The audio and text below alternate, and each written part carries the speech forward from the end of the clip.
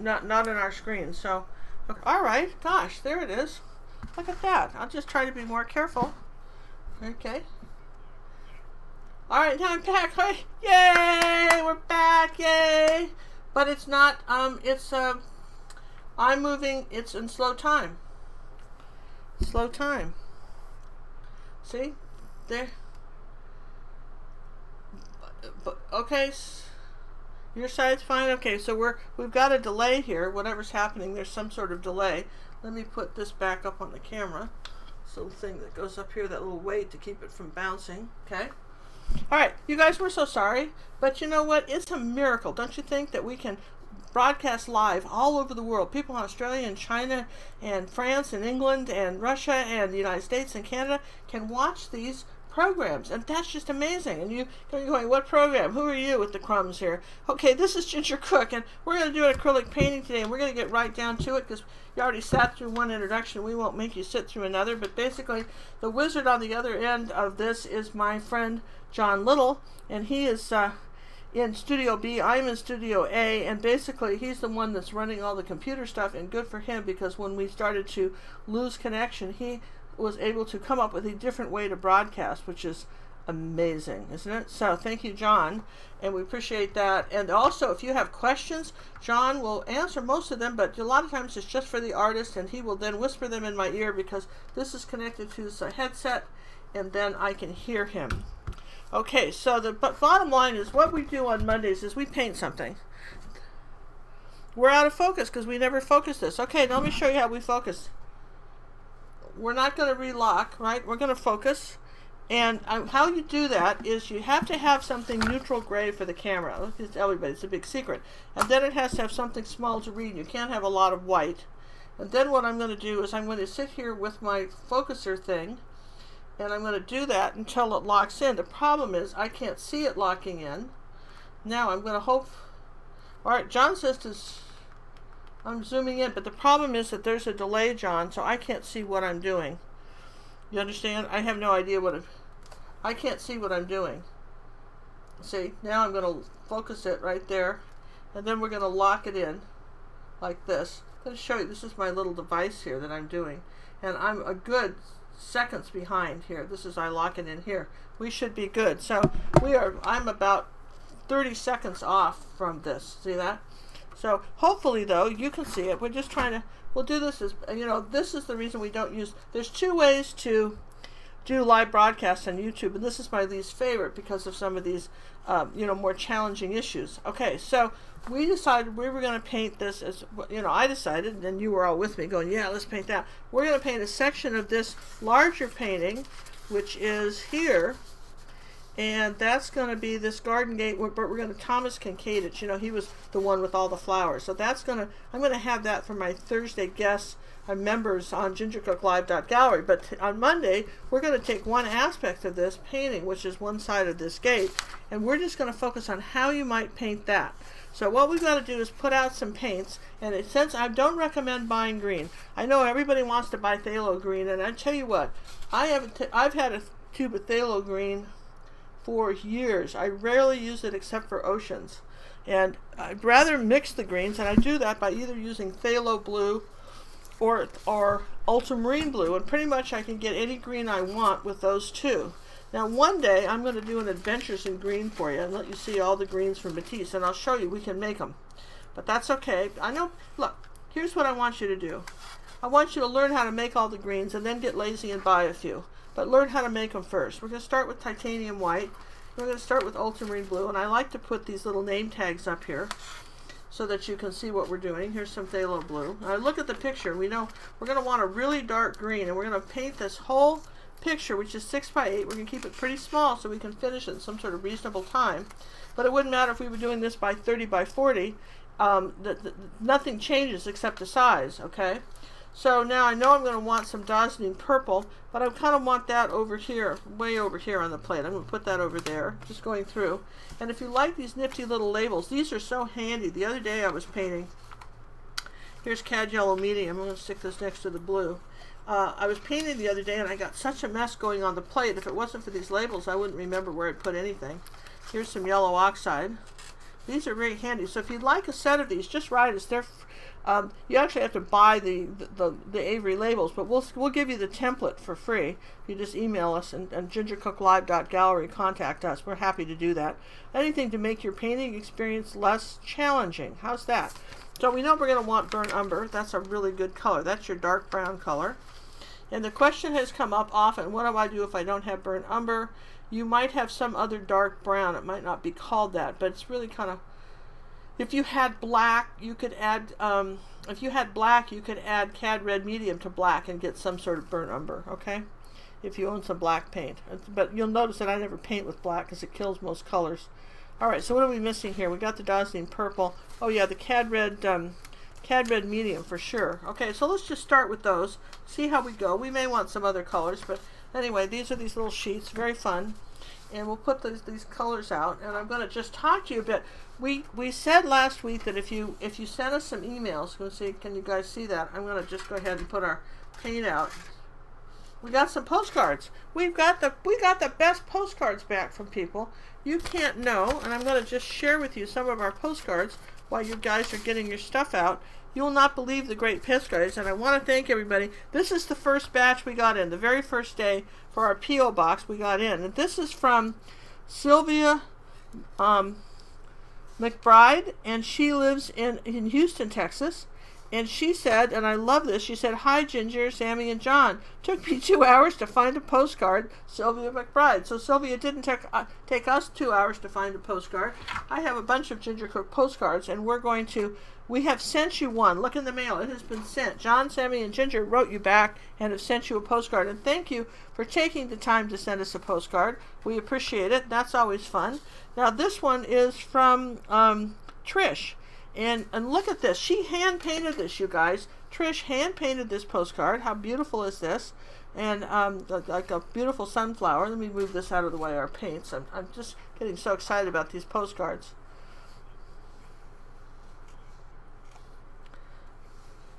Okay, all right. So here's Trish.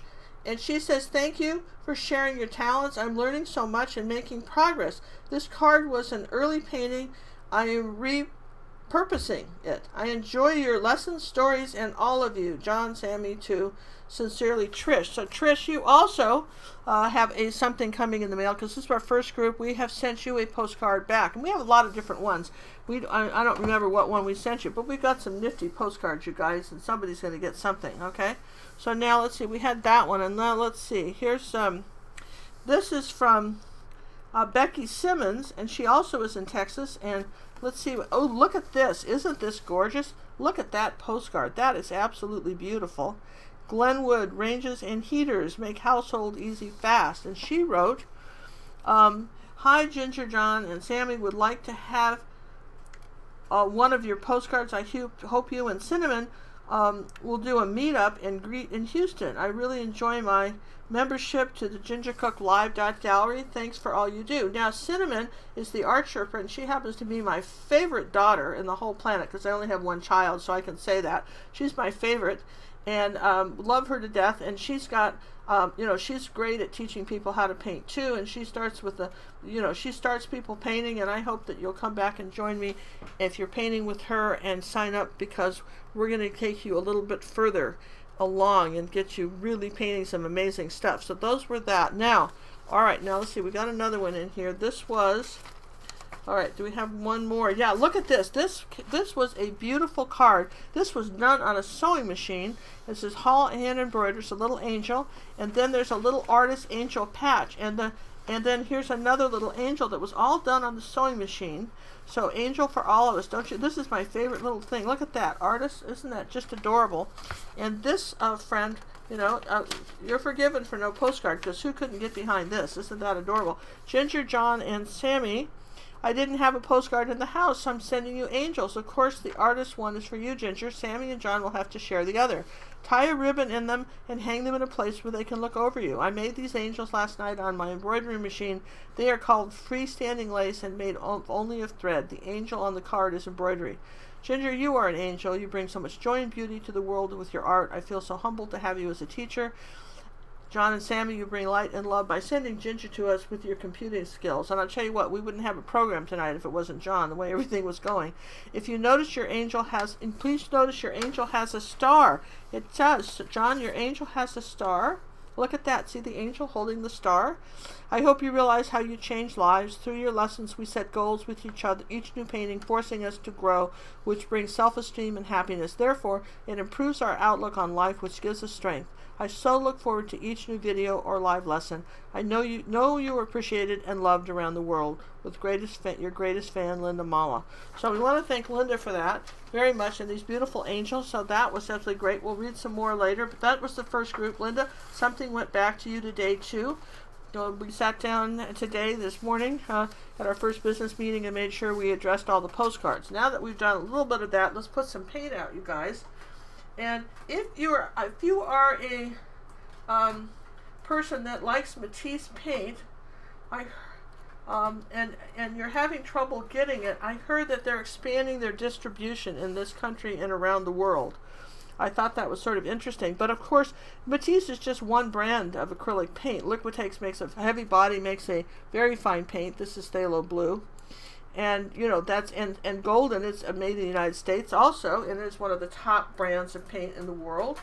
And there's some wonderful acrylic paints. Old Holland, for instance, if you live in Europe, makes a very pricey, what I thought very pricey acrylic paint, and it matches exactly their oil paints. And we used to carry it at Jerry's years ago, and I remember seeing it and liking it. It was just a little out of my budget, but I thought it was great paint. Nothing wrong with that. I think there's an impression that the only paint I like is those three. Those are the ones that I try to give you that you have the most chances of getting. Okay, here's ultramarine blue. That's the last of this tube. Squeeze a little of that out like that. There you go. And just chunk that. And let's see, what else did we want here? Something.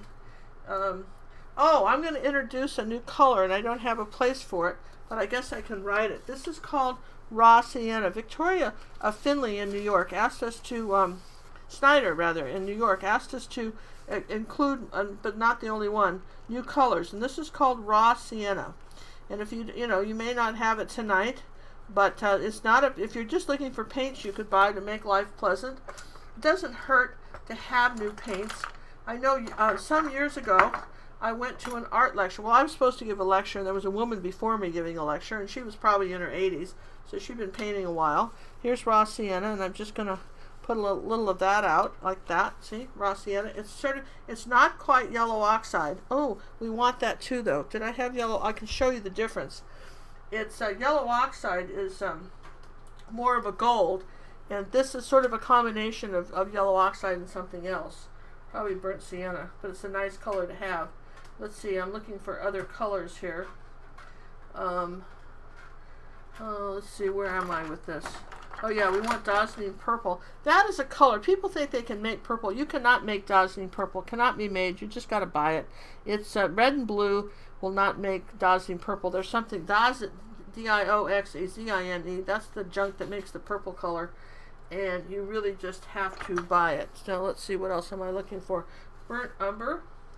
I just finished a large tube of burnt umber, and that ought to say something. Colors that you use all the time, consider getting a large tube, because if you're using white all the time, you save. If you do a little math, you'll find that the bigger the container, because containers cost money, the product goes down. That's true of cereal, and it's true of paint. And yes, you could buy them in jars, and there's nothing wrong with that, except that if you leave the lid off a jar, the whole jar's gone. If you leave the lid off a paint tube, it just sort of seals up around it, and you haven't lost the whole paint tube. Now, if you're one of those people that are so neat in life that if you dropped a cookie on the floor, you could come up a day later and not be afraid to eat it, then I would say get a jar. But if you're not one of those guys, then your chances are you might forget to leave the lid on, and then you would have no paint, which is of course no fun. But see, a nice big tube of that. Now let's see, what else do we're looking for?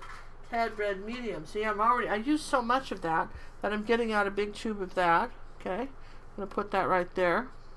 And incidentally, for those of you who are skipping ahead, we're painting the whole background dark green first. And that's going to be ultramarine blue, burnt umber, and a little cad yellow medium, which I have somewhere here. I'm getting so many big tubes of things. I'm just still looking for it. That's the red. Goodness. Phthalo blue. Where'd my yellows go? Okay, so John, I'm going to have to open up that bag of stuff. Oh, they were out of yellow. I remember that, but I bought something else. They were totally out of yellow at the art store. I went yesterday to Jerry's. They were having a giant sale in Houston on art supplies. And, you know, somebody has to, you know, we have to buy all this stuff. You know, we have to get it, okay? So I needed a big tube of something, and here's some cad yellow medium. So I ended up getting golden because they were out. And here's some yellow oxide. They were out of yellow in the cad yellow medium. So here's a big tube of golden, and here I'm going to put that right there like that. There's a big tube. I didn't have to take a metal thing and poke it. That's nice. Okay, and then here's Matisse. Here we go. We're back to yellow oxide, and I'm going to put a little bit next to this color. I want you to see the difference between, man, that is a hard one to open. Here you go. I like to do a star pattern. If I use a palette knife, a nail would be really good. But anyway, make a star pattern and then another little bit. Here, now here, can you see the difference? You guys see that? That's raw sienna, and this is yellow oxide. And you can see the difference in the colors. Okay. And then I think we said we wanted titanium white. I know we said that. I heard myself say it, so it must be true. So we wanted titanium white, which would be where? Somewhere here is titanium white. Boy, this is the day to open paint, isn't it? Like, just, you know, we go through paint here, and that's fine. I don't mind, because you take a bit of time doing it, and you put out just what you need. And look, if you find that you can only paint for so long and then you run out, you can put a little, spray this with some water, put a little sponge in the middle, a little damp smudge, and cover it up with another plate, and then just put a weight on it. And this will be good tomorrow. Your paint will be good tomorrow, okay? So, all right, so there's some white. So we should be in good shape. And again, I talked earlier, we're painting on these, let me take these beautiful angels, get these out of the way so we don't paint the angel things. And thanks, Linda, for that. That was so nice. So nice of you guys. It's fun to hear from you, and we always appreciate when people write us. And we've got that new P.O. box now, which is sort of cool. So let's see. I'm putting the yellow oxide back in the little tub. Okay, so how are we going to do this? Well, you see the background here? Can you guys see this? What we have to have here is a really dark background. So here's how we're going to do that. I'm going to just move this out of the way for a minute. And I'm going to take that wonderful little palette knife I was opening things with. And now whenever you're making a dark color, this is really key. We haven't talked about this in a while. And you'll find me repeating things over and over again because I know you guys forget, or, you know, she said it and what did she say and who knows. But every one of these color wheels has a grayscale, okay? So if you imagine that dark green is almost a black, if it was black, if you had turned it into a gray color, a black and white painting. So it's going to be on the dark side of this grayscale, white being 1, 10 being black. Now that you know that, so if you're going to start mixing a color on the dark side of the grayscale, this is real important. Start with the darkest color first. Don't start with yellow. Now, if it's on this side of the grayscale, the light side of the grayscale, let's say one of these light green colors, like say this, and not the dark background color, you'd start with yellow, okay? And then add a teeny bit of blue and make it lighter. I mean, does that make sense to you when you think about it? And then if you're going dark, you don't start with yellow, start with a dark blue or the brown, and then put a little tiny bit of yellow in it and see what happens. Add a little more, see what happens. Get your recipe. So we're going to start with that. We're going to start with phthalo blue. Move some of that into the center here, and take a little bit of burnt umber and add some of that to that. Now that's pretty good. Now I've got this sort of dark bluey burnt umber thing. Now I'm going to take a little bit of yellow oxide and add to that because that's got red in it. Now I've got this wonderful dark green color. See, and then you're going to scrape and sort of squish it. Scrape and pull it and then flatten it out. And you can see how I'm painting that in. And that ought to be, that's about a 1/4 of a teaspoon. Hey John, what we should do is bring up the teaspoon. I think I have a teaspoon set in the kitchen from the days when I used to need all that stuff. Those measuring spoons. Don't you have measuring spoons for when you were first learning to cook? When's the last time you used those, right? Someone says a quarter teaspoon and you go, psh, in it goes, right? So, but anyway, I think I'll bring some up so I can kind of show you how much something would be. Not that I want you to measure things, but I want you to sort of, sometimes it helps to have a little bit of a graph. Okay, so let's move Fred the zombie, Mark the zombie, rather. Keep calling him Fred. Maybe I have a secret wish that somebody I don't know named Fred be a zombie. I don't know, because I keep calling him that. His name's Mark. Okay, so now, because he holds my pencil. He holds our pencil. Now, we're going to just put that knife down. No water on the brush. This is the key. No water on the brush. I'm using a Ruby Satin Silver number 8. It's a 22502 bright. I have people all the time writing me and saying how much they appreciate me telling them about these brushes. I'm going to start here like this and go down and across and down and across. And because they make life easier. I'm telling you, the right brush, sometimes you think it's you, it's not the right brush. And that is huge. Huge difference in brushes. And acrylic paint are easy to use when you have the right brushes. And guess what? Your brushes wear out. Yeah, so that just because you bought a brush last year, it may be, or you left it in water too long, or you left paint on it, and then you tried to clean it with one of those chemical cleaners, and it sort of cleaned it, but it's never quite the same. It's kind of clean, but it isn't. Now look what happens. See, I'm keeping down, I'm covering this all dark green. This is our underpainting or undercolor. And then we're going to dry this with a hairdryer, and when we do that, we're going to hold it very close and do that. I tell you what, I got a kick out of my grandson, Spider. He's 6. He'll be turning 7 in February. And he has such an unusual way of looking at the world. I've never seen it. Honey, my oldest one, has a very unusual way of looking at the world too. But Spider has got this very funny way of looking at the world. And he and his sister were out having lunch somewhere. And Luna, the littlest one, got a Shirley Temple without, obviously non-alcoholic. They've been serving those since I was a kid. And they come with a little maraschino cherry. And Spider ordered lemonade. And Luna, being 4, said to him, "Can I have your cherry?" And he says to her, "They don't put cherries in lemonade. It's not traditional." I love it. I don't know where at 6 you know what traditions are, but apparently he's a wise old soul because he knows that it is not traditional to put cherries in lemonade. I just thought that was very fun. He's very funny. Last year, I'm just telling you these great stories about those kids. Cinnamon can't really tell you about her grandkids. She has to focus on that, but Grandma can. This is fun. And last year, I guess it was last year or so, Honey had kind of gone through the last year where, the kids lose their teeth and the tooth fairy comes. And so Cinnamon forgot. I know, it's awful. She forgot. And Honey was saying, what she doesn't know is she still believes in the tooth fairy. She says, "Mom, put the tooth under the pillow and the tooth fairy didn't come last night." And her mom's thinking, "Oh no." All right, so she tells her, "Okay, what we're going to do is we'll set a trap for the tooth fairy and we'll catch her. Okay?" Honey goes, "Yeah, let's do that." So they set up some sort of little box arrangement with a little stick, and then they've got the tooth tied to the stick, and they put it there so that when she takes the tooth, the stick's going to fall and the box is going to fall on the tooth fairy and catch her. So Honey's all for that. She goes to bed that night all excited she's going to catch the tooth fairy.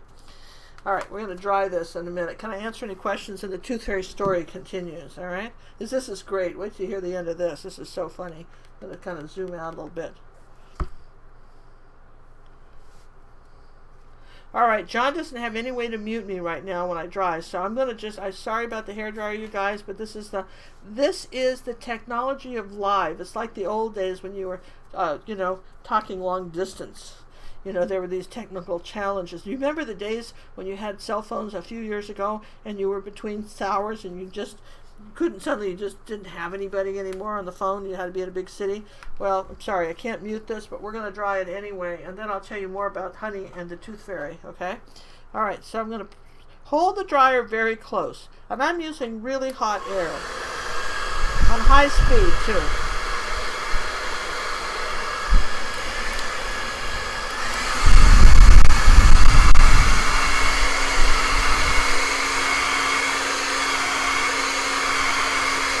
Yeah, we have to dry it. So sorry.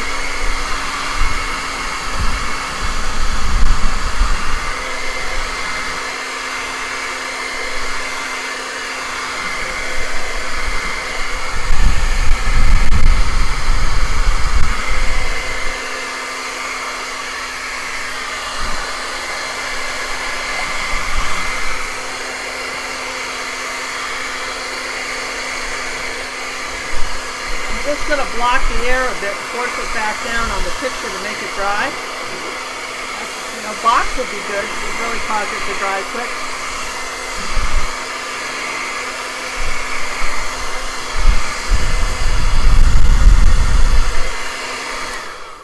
For those of you who caught us late, I'm using real canvas. This is not paper. This is real canvas. And again, I was telling everybody before I got so rudely interrupted by everything freezing that this is Paramount canvas. You can get it at Art Wholesale Supply or Jerry's Artarama, except they're temporarily out. And I started to tell you that your local Jerry's store, they've got about 22 around the country, probably has it in stock. And they'll probably send it to you. Oh, sorry, sneezing. So there, and our guy Daniel down at Jerry's Artarama in Houston said he had some left, and if you write him, and also George Rodriguez in Houston in San Antonio has some. And again, I'll just give you the phone number for Houston if you're having trouble finding these. They're really inexpensive, like $5-6 for a tablet of 10. But here's why you want these: that you don't waste paint learning how to paint something. Okay, and I'll just put that number up here for Jerry's somewhere. I think I have it somewhere. It's didn't want to dial it. I just wanted the. Okay, so all right, so I'll have to give it to you later. All right, so here's what we're doing, and if you're wondering what are we painting, we're going to be painting this. Now, so let's just start by knowing that what we've got is a rectangle here. All right, this first thing is a rectangle, and we have a series of boxes. All right, so when you're looking at something like this, we know that that's what we've got. So what we'll do is we'll just take a little pencil here, and I'm going to if I said it was about say 2 fingers over, and I'm just going to make my rectangle here like that. And I was just going to play with this a little bit. Say I'm making box. This is not tricky, you guys. Now here's the thing: these sides here have to be parallel to the sides of the canvas. So if you don't have that, this is where like a little triangle will come in later. Kind of handy. Did I buy a triangle, John? Didn't I buy one at the art store? I was gonna, and I didn't. I looked at those. Where was I? Just being cheap or something? I don't know. I had a triangle here anyway somewhere. I'm afraid to rummage around anymore, you guys, on the desk for fear I'm going to dislocate the camera again. But at one point I owned a triangle, but I'm going to just eyeball this in. Now I'm going to say that the top of this, I'm going to put the ball right up here. Now here's the thing.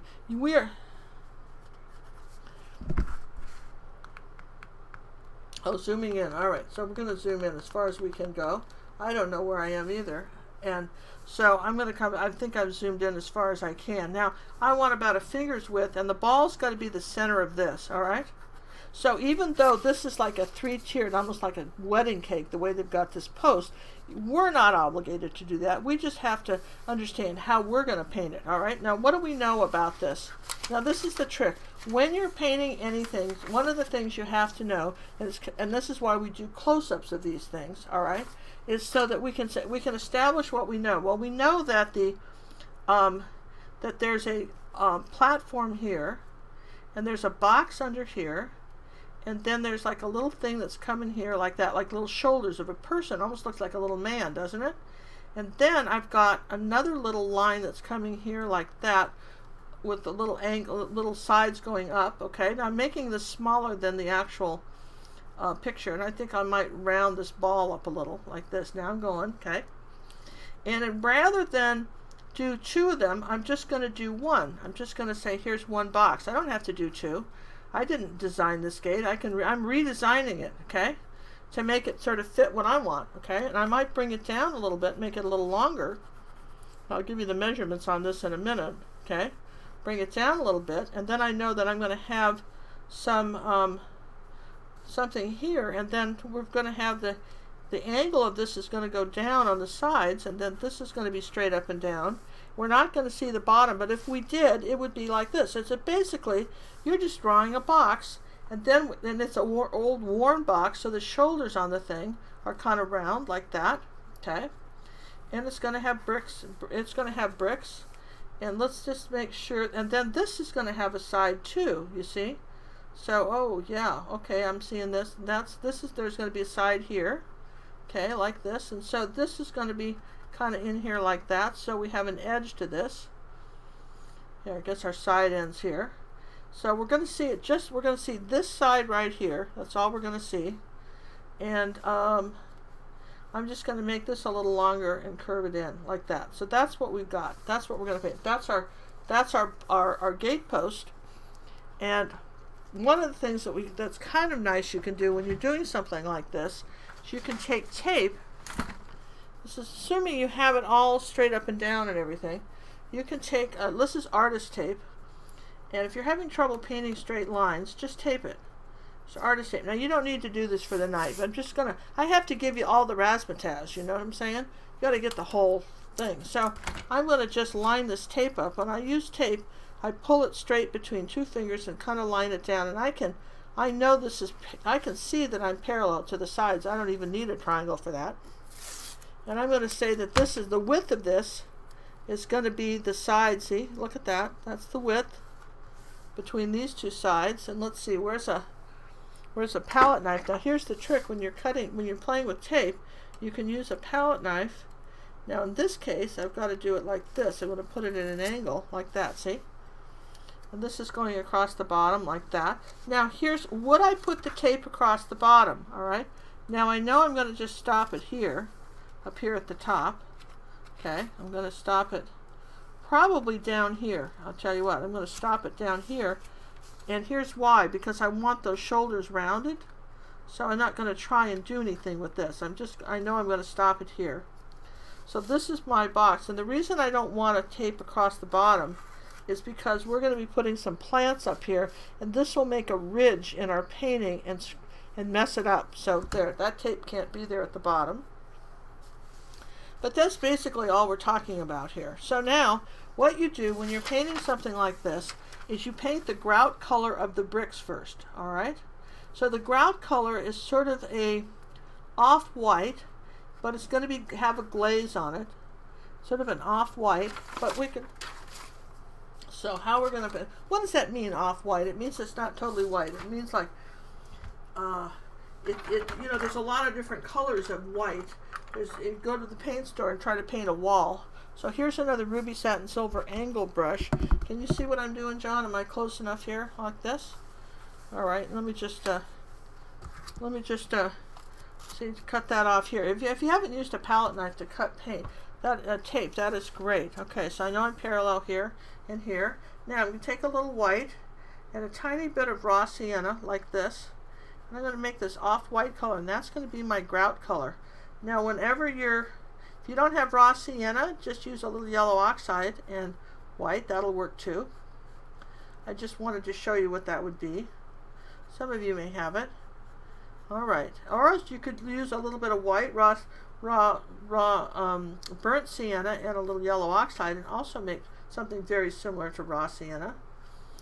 I'll see if I can't mix that for you and show you what I'm talking about. So there's my raw sienna color, right, like that, okay? Because I want the side of that to be pretty tight. And then I'm going to come up here. Let's see. Let's just look at our picture like that. Let's just look at it. Now I want this a little grayer. Then I don't want that. This is the grout color, but the rest of this is not that color. It's actually a dark brown. So let's just take some burnt umber and a little dazzling purple, and let's come up here and let's just paint the rest of this. Let me just pull this tape off here. I'm going to pull the tape off right down a little bit here because I need these shoulders to be rounded here, right? So I'm going to say here's my purple, and I'm going to come up here and paint this in like that. Oh, I was going to tell you what happened with the tooth fairy. So they've set the tooth fairy thing up here, okay? And Honey cannot wait to catch herself a tooth fairy, and she's all up for it. And she's like 10 or something, and she's up for the tooth fairy. And so the next morning, Honey comes in and she says to her mom, she says, the tooth fairy got away, but she left me some money and she took my tooth. And look, she said, she left a glitter path. And what her mom had done was taken glitter and sprinkled it from the little cardboard box across the table and down on the floor and across the floor and up and out the window ledge, like she had flown out the window. Honey was just enchanted, willing to go along with the story. Now, she is not a stupid child, but she was loving this story, and she was willing to play. And her brother, her 6-year-old brother, comes in and says, you don't honestly think there's a tooth fairy, do you? How stupid can you be? She says, no, he was here. Here's the stuff. And he goes, that's Mom's glitter. You wait, I bet I've seen it somewhere. Let me find it. And instead of saying she was so glad, I'm going to take a little ultramarine blue now for this side, okay, of our thing here. She's so glad that she'd hidden the glitter because Spider was right on it going, I cannot believe you still believe in the tooth fairy. He's 6. He hasn't lost many teeth yet. But he's a very factual human being, okay? He was very factual. And anyway, I thought that was funny. And Honey's going, no, it's true. And he's going, unbelievable. You still think there's a tooth fairy. So poor Spider. He's lost the magic in his life and he was 6. Okay, so now you see what I've done here. Now, what can I do here? I can pull this off. Now, the grout on this side is, I'm just going to put the dark color and a little bit of raw sienna with it and put it to here like that. Just, I didn't wash my brush. And I make the grout a little bit darker on this side, like that. Okay? And as long as I'm doing that, I'm going to come up here to the top of my ball here. And I'll probably have to dry again before I can do much. But this is what I've got so far. Okay? So what do? So if this is so far, okay, so we know this is going to be our post. Now what can we do in the meantime while this is drying? Well, one thing we can do is do a little of the background green. We have some background color, but I'm just going to go ahead and take a little ultramarine blue and a little yellow oxide like this. I'll mix a little bit right here like this, right? Just sort of a, soft green color. And I'm just going to come up here like this, and I'm just going to indicate there might be some sort of green plants growing here. Now that's a little light, so let's put a little bit of dazzling purple with it, and a little yellow oxide, and a little ultramarine blue. Let's make a darker green, okay? I'm going to come up here and just tap some of that out, so that this is barely peeking through this light green. I'm not being all that careful, but I want to suggest that there might be some light green, and I might take a little cad yellow medium and put with that, and maybe a little phthalo blue, make another dark green color, a little bit of burnt umber. Okay, so we want to say, let's try a little white with that. There we go, sort of this kind of gray green color. There we go, that's pretty. And we're just going to come behind here like this and indicate some sort of foliage. Now, in a picture like this, remember the overall painting eventually is going to be this, right? And you can't get it too busy back here because we're going to have it really busy here. So you have to suggest some sort of foliage, so it's just not plain dark green that's going to go behind this gate. So this is what we're doing here. It's just sort of, you see what I'm doing? And remember, wherever there's a dark, there's a light. So eventually this has got to be a little bit lighter next to our post. Like that, and just start in here with the dark first, coming up here like that. Okay, and they'll kind of come around our post. This is what we're doing while we're waiting for stuff to dry. We can do all that. Okay, so far so good. You see what we're doing there. Now what? Well, I could pull this piece of tape off. Okay, look, I've got a nice straight line there too. See, is that nice? So anyway, that was the story of Spider and the Tooth Fairy. And he's already decided what's what. He's 6. He just knows. He feels he knows the world. But the other day they were watching some sort of television show. I think it was the something about the store. What was the name of that store? This one, the big box store or something on TV. They were all watching that, and Spider discovered that had never heard of cannibalism before, and apparently there was some sort of comedy about that, but the idea that there could be cannibalism in this world just so undid him that he was really shocked. Okay, all right, so now we've got a little white on the brush here. Now see, I'm just sort of defining this a little bit, okay? So I want to define this a little bit. It hasn't dried yet, but I got a little white on the brush. I know I'm going to have it a little bit lighter on this side coming down. So I haven't dried anything, but I'm close enough to do the dry because we did this, where I'm going to just do a shoulder here like that. Just come under here like this. The thing about acrylics is you can draw stuff with acrylics. You don't think about this, but you can literally draw with acrylics. You can draw on your picture, okay? So there we go. Now I'm going to take a little bit of green and come up here and put that in here. Come under here a little bit like this and define this post just by doing that. A little tiny bit of green. I keep trying to, you know, figure out ways not to have to dry it. So while you're catching up with me, I'm gonna read another couple postcards that we got. Well, these are the ones that came in the mail today. So we have not sent you anything yet. We want to thank you for doing that. You know, so sending us some postcards and so to welcome John to Houston. Okay, so this one is from Kim, and she says, "Hi Ginger, and this statue was donated to our town. Can you imagine what it looked like before they added the wings? Love your videos. Hello, John and Sammy." And I'm not even going to show you the front of it. You'll just have to imagine, because we could imagine what it looked like before the wings. So sorry you guys don't get to see this one. Next, but we will send you, Kim. And also, by the way, Kim, you never mentioned a return address. We would love to send you a postcard, but you never told us where to send it. So you might have to send a second one if you want a postcard. Okay, so now this... What? She knows. All right. She knows. All right. So she's going to send it to us online. Okay. So I'm putting the name over the return address so you don't see it, but pretty stamp with the, look at that. There's a 4th of July stamp. All right. So there we are. Greetings and salutations. Visiting the White Sands was a true wonder. The sky reminds me of one of your recently painted pictures. Be well, Sue Clark. And of course, Sue Clark is a member and has been with us a long time and does fabulous paintings. And look at that. That's White Sands, probably New Mexico. And look at that sky. Isn't that just gorgeous? Love that sky, Sue. Thank you for that. That's a gorgeous postcard. We will send you back a postcard too. Isn't this fun? And postcard exchange. Now, here's another one from Shirley Williams. This is another one where we didn't get the return address. Shirley, okay, so Shirley says, "Hi Ginger, John and Sammy. I live in Fort Worth, Texas, but I'm a flight attendant and picked this up in Sydney. I just got in from Japan today. Hope I made the first 25 so I can get one of your postcards." You can, Shirley, except that again, you too did not put a return address, which makes it a little hard to send you anything. But this is look at that. There's Sydney, Australia. They're so famous. There's the Sydney Opera House. You know, that's so beautiful. And imagine flying around the world like that. What a great life. So thank you very much for that. And we always appreciate you, Shirley. And, you know, just email me, you know, and contact us, gingercooklive.gallery, and we'll get you a postcard. But the trick is, you know, the whole idea was for you guys to actually include a return address where we could mail something back. Now, this one was not a postcard, but it was a card, so we're going to count it.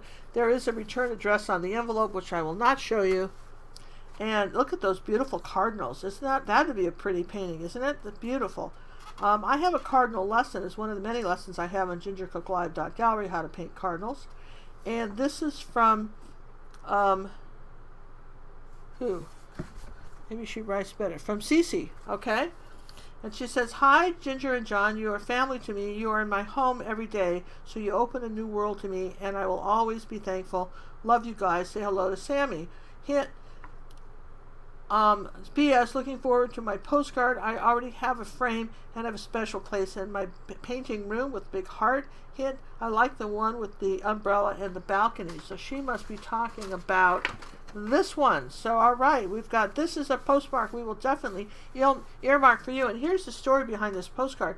When Cinnamon and I were in France in 2001 painting, we were in a little town called Collioures, and we stayed at this hotel and walked down the beach. And this was a fancy place, fancier, much more. And they had all these beautiful tables set. And this is actually a photograph Cinnamon took. I added, honestly, I didn't change it. I added a tablecloth. No, I had the tablecloth. I added the pot, I think, and a little still life. But this was the umbrella, everything, and it was a gorgeous ocean, except that they had these fun little sailor guys out there from the French military being thrown off their boats, and you could hear them howling, some sort of a water drill or something. And that was very amusing during lunch to see that, but I didn't include those in the paintings. And this is a 36 by 48 painting. It's gorgeous, isn't it? So anyway, that's we will be sending you this postcard. CC, thank you very much. And that's going to you. And let's see, I think we had, do we have a couple more real quick? We'll read some more in a minute. I'm going to dry this so we don't bore you to death. Wait. Okay, I'm going to bring... All right, here's the postcard. I can't, you bring Kim's postcard back?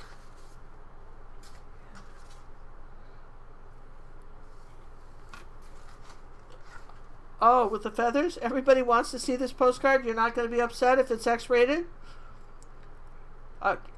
She says John says it's not X-rated. I just have to be so careful. Okay, this statue was donated to our town. You can imagine what it looked like before they added the wings. Love your videos. Hello to John and Sammy from Kim. All right, here goes. I'm going to turn it over. Is this what you're wanting me to do, John? Yes, I have. All right, there it is. There it is. Dixon, Illinois. Okay, so there's the postcard, you guys. There it is. Well, isn't it wonderful they added the wings? How perfect is that? Well, awesome. All right, so there's the postcard. All right, moving on. Now I'm going to dry these, okay? We're all good? All right, so here we go. Drying.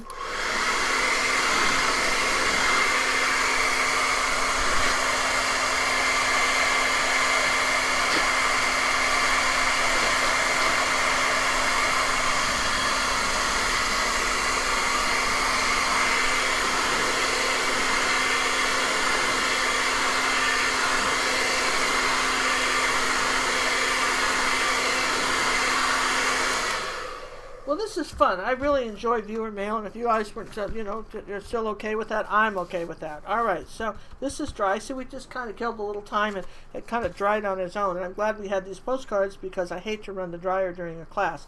All right, so this is dry enough, and we'll work more on this later. So here's the trick. We're going to start with this upper stuff. So let's just take a little bit. Let's make a gray color. You're up for that? So let's take some white, some ultramarine blue. Okay, and I know where that is because I put it. Make a little light blue color. And let's take a tiny bit of cad red medium, like less than 1%, and let's make a gray color. And then we're going to add a little bit of burnt umber to it. And the reason we're doing that is, okay, I didn't want yellow in that. Well, that's okay. We're going to add a little burnt umber in it. We have a little more cad red medium, a little more ultramarine blue. All right, now I've got some sort of gray color, but I want it more of a browny gray, so I'm going to add a little more brown to it. There you go, dark. There's a gray color. Now, we're going to say that that's the color of the top of this ball up here on our post. And then I know that I'm going to kind of bring it down like this, and I'm going to say that this is the color of the sides of this. Here we go. Okay. Then we're just going to come in here like this. And okay, so then I'm going to say that this is going to be the color of this too, like that. And then let's see, I'll make it a little bit darker by adding a little dazzling purple to that. Okay, just a touch. And then I'm going to come over here and say this is the darker side of this. Okay. So remember, wherever there's a light, there's a dark. And then I think I've got a little bit of this light gray coming up here on this side. Now what? Okay, so let's take a little bit of raw sienna and white, and just mostly white with a little raw sienna. And for some reason, this little bit right here was lighter, like came down like this. There was a little bit here, and let's take a little bit of that up on the top and add a light highlight. Light's coming from this direction, from light. Okay, so that this side of it, almost from the top, from that direction. Get in the habit of wiping your brush off when you're doing this. Wipe your brush off like this, like that, so you kind of blend that out a bit. And then let's go back with a little bit darker color here. Make that same kind of dark gray color, but add a little bit more purple and burnt umber. Make this darker color, and let's make sure we have a dark shadow pinch it off, put a little paint and then work it. Put a little tiny bit of paint, pinch your brush, and then work that paint. Then pinch your brush, just work that paint in. That's the secret. Some of you don't use enough paint, and some of you guys, and I'm not criticizing anybody, but some of you guys don't use enough paint, okay? So now I'm going to come back here to that light color, and I'm going to say the top of this, I want a little bit lighter, like that. Pinch the brush. And I want the bottom of this a little darker. So maybe we'll say, here's a little purple. We'll say the bottom of this is a little darker. Pinch the brush. Kind of work that in there, like that. Okay.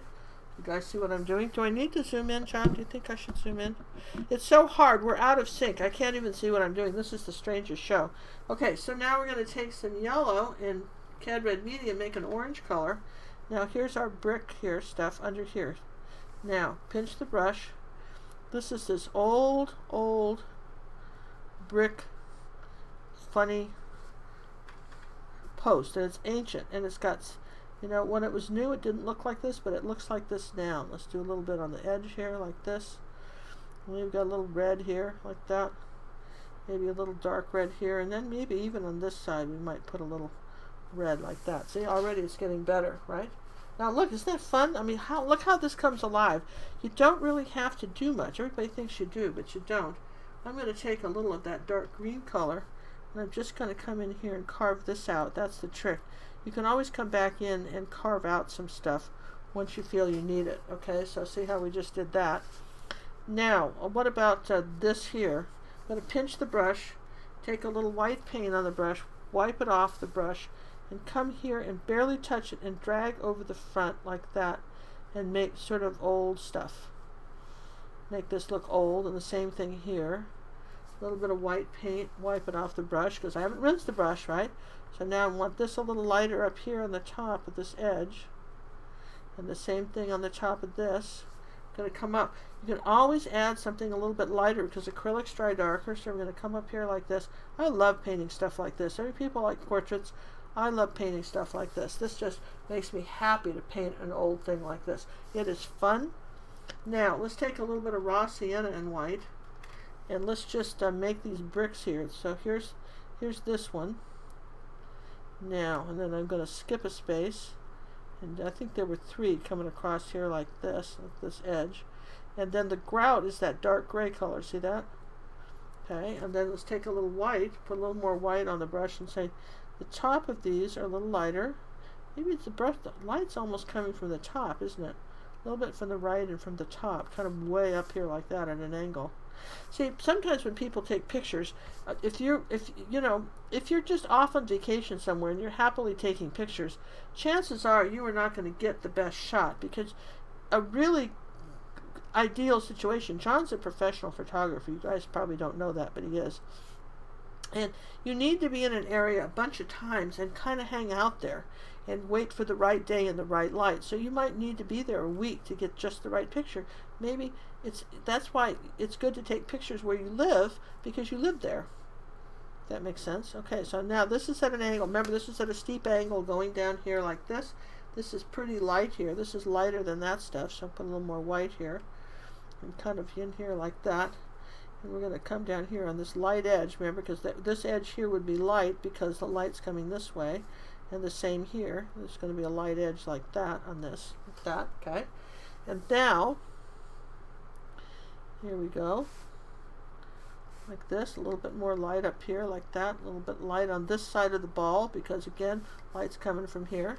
See how we keep doing that? Looking kind of cute, right? Didn't have to have 6 tiers of birthday cake posts, you know. You can be your, there's a reason why Reader's Digest was so successful. When I was a young person, I read that all the time. Not that I'm old, but, you know, who's counting? But, you know, when I was a teenager, I was just addicted to Reader's Digest books and stuff, and I liked their magazine, read it all the time. And I loved the fact that they, sometimes when I read a novel, I don't really care what kind of furniture people have. And sometimes novels, they'll spend 2 pages talking about the furniture and just get on with the story. And Reader's Digest used to just edit the story where you got down to the story and stopped with the, who cares what the furniture, or where the lady had 3 pairs of shoes and what was in her closet, or whatever story there was. Used to love those. Some of you still remember those, I'm sure. All right, there's a little bit of light ground here up at the top, and there's a little dark line under here. I'm going to come here like that and do that. See our post? All right, now, what about these bricks? Well, what you have to do, and this is real important, I really want my triangle. I want my triangle. I'm just going to start moving stuff around. I'll be so careful. I need that triangle. Where could it be? I want my triangle. Oh, these triangles make life so easy when you have a triangle. And I thought I put it away last time, but you know me and stuff around here. Oh, pooh. In fact, I don't even see where I put the ruler. We had that just 5 minutes ago, didn't we? John, you saw me. I had the ruler, right? I had it. Okay, so awesome, Ginger. Awesome. John, so do I have to come into your studio and find all your stuff? Ah, here's a ruler. All right, don't have the triangle, but triangle would have been better. But what we're going to do is that we need some straight lines here, but they're not going to stay straight. So we can, let's just come across here. I can actually draw a straight line like this. Now it's going to come down. Look at the angle here on this one right here. Well, here's some chalk. See the angle? So I'm going to come here with a few guidelines. You don't have to do all of them, but you know, I can pretty much gauge in, right? Now this is going up like this. See, on this side it's almost straight, and this is going down like this, all right? So that's where because our post is doing this. That's too steep, but you know, so those are our guidelines for our post. Now, here's how we're going to do the bricks. We're going to take some cad red medium and some darkening purple, like less than 1%, and we're going to make a rust brown color. And I'm going to come up here, right under here like this, and I'm going to make a brick like that. And then let's see how long I'm going to, about like that. And then I'm going to skip a space and make another little brick. And then I'm going to skip a space and make another little brick. Like that, okay? Now, the next brick, you have to split the difference between the two spaces. So that one would be underneath. Think of two eyes and a mouth if you're having trouble deciding where the brick goes. And then you know there's a little bit of that one showing, just a tiny bit of the one next to it showing. Okay, try to keep these level. So here's another one coming right here like this. And then this one's going all the way to the end. Now this is where tape can be helpful.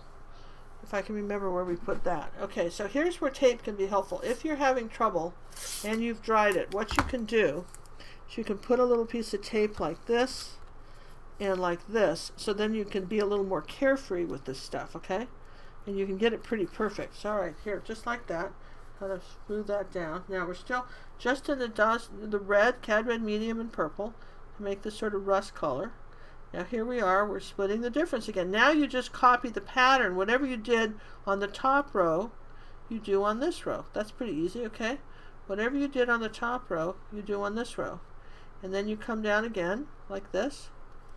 And then you do the second row. You repeat that, and this is how you do bricks. And this is just the first color of these, but okay. So here's our brick, and you go right over the edge of the tape. All right, and don't worry about making them all the same color. Maybe the next one is a little redder. Okay, and maybe I'll come up here and add a little red to this one. So you come back and start changing some colors here. Now, here's this one like this. Add a little bit more purple to the next one, like this. Let's see, here's one here, coming across like that. See what we're doing? It doesn't have to be perfect. Here we go. I'm going to add a little more red. Maybe to this one, okay? Let's say that one's a little more red. Here we go, here's another one. And this is why you want these lines going across, because it's really easy, I promise you, it's really easy to get these rows of brick going uphill if you're not careful.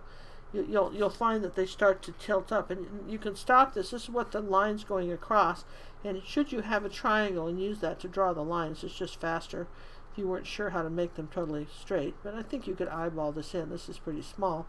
On a large painting, though, trust me, the triangle would be found, and I would be using it. All right, so there's this one. And again, most of this is going to get covered with grass, but nonetheless, I'm diligent. I'm painting this in. Okay, at about every few bricks I'm getting some more paint. And don't start getting them bigger too. Keep the size the same. And if you need to, if your brush is drying out, wet it and then wipe it off, because if you find that nothing's happening with the paint in a couple places, And that can be disturbing. Okay, here we go. And I'll just come down like this. I don't care so much about down here like that. All right, so that's these bricks. Now what you do is there's more. You're going, there's more, yeah.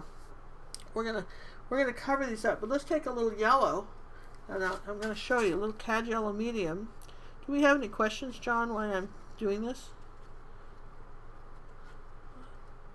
What's wrong with our connection with your phone? I can still hear you, but you're very gravelly, like you're talking underwater. All right. He doesn't know. This is the night for technology. Okay, so here's a little bright orange color, and I'm just going to tap that into a few bricks. All bricks, have you ever noticed that? You know, they're all different colors. So the trick is, and if we were doing a really big one, I might even add some green moss to it and have some moss growing over it, but I'm not going to do it for this. Now I'm going to pull this tape like this, and I'm going to put it over here like this, okay? Just like this. I'm just going to pull it back. That should be okay. It still sticks, right? Now I'm going to add a little bit of white to all these colors that I was using. Okay, just a little bit of white and make a lighter brick color. Now I'm going to come down here at this angle like this and maybe just barely see it. Just suggest some bricks this way. You really don't see much, but you know, that's why I had you drawing those angles. Okay, just remember I told you to kind of make sure that you had the angles right. These are kind of going up this way. We're just tapping these in just slightly, okay? A little bit of white, barely touching it. A little bit of light on the brush here. Okay, and let's make it bright orange. That's pretty. Let's get some orange ones going here, like this. So we're just suggesting some bricks here without being so detail oriented, okay? We're just suggesting that that's what these are. And as long as we're in that color, let's put a little bit of that orange color up here and a little bit lighter. And how would you make a lighter orange? Cad red medium, just add more yellow. Okay, like that, like that. Maybe this is a little bit brighter right up under here like this. See, there's some color surprise right there. See, color surprise right there. Okay. Now, what about we've had some raw sienna. What if we just did a little raw sienna in white? I'll show you what that does. Maybe we want a little lighter brick somewhere here. Just tap in something. Just suggest that there might have been a lighter brick.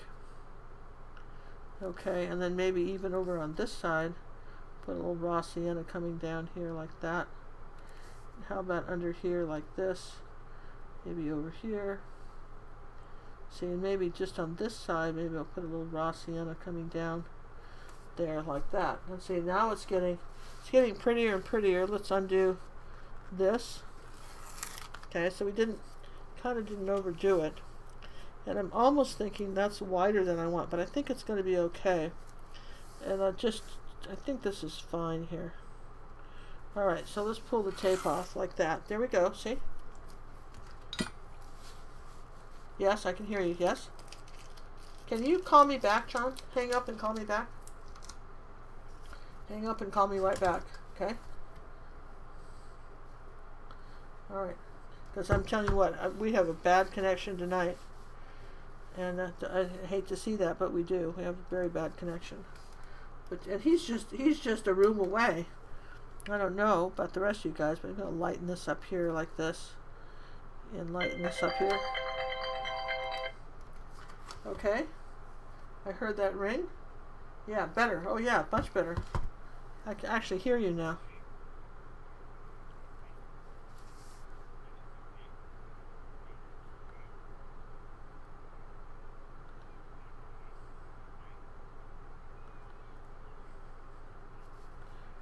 Here.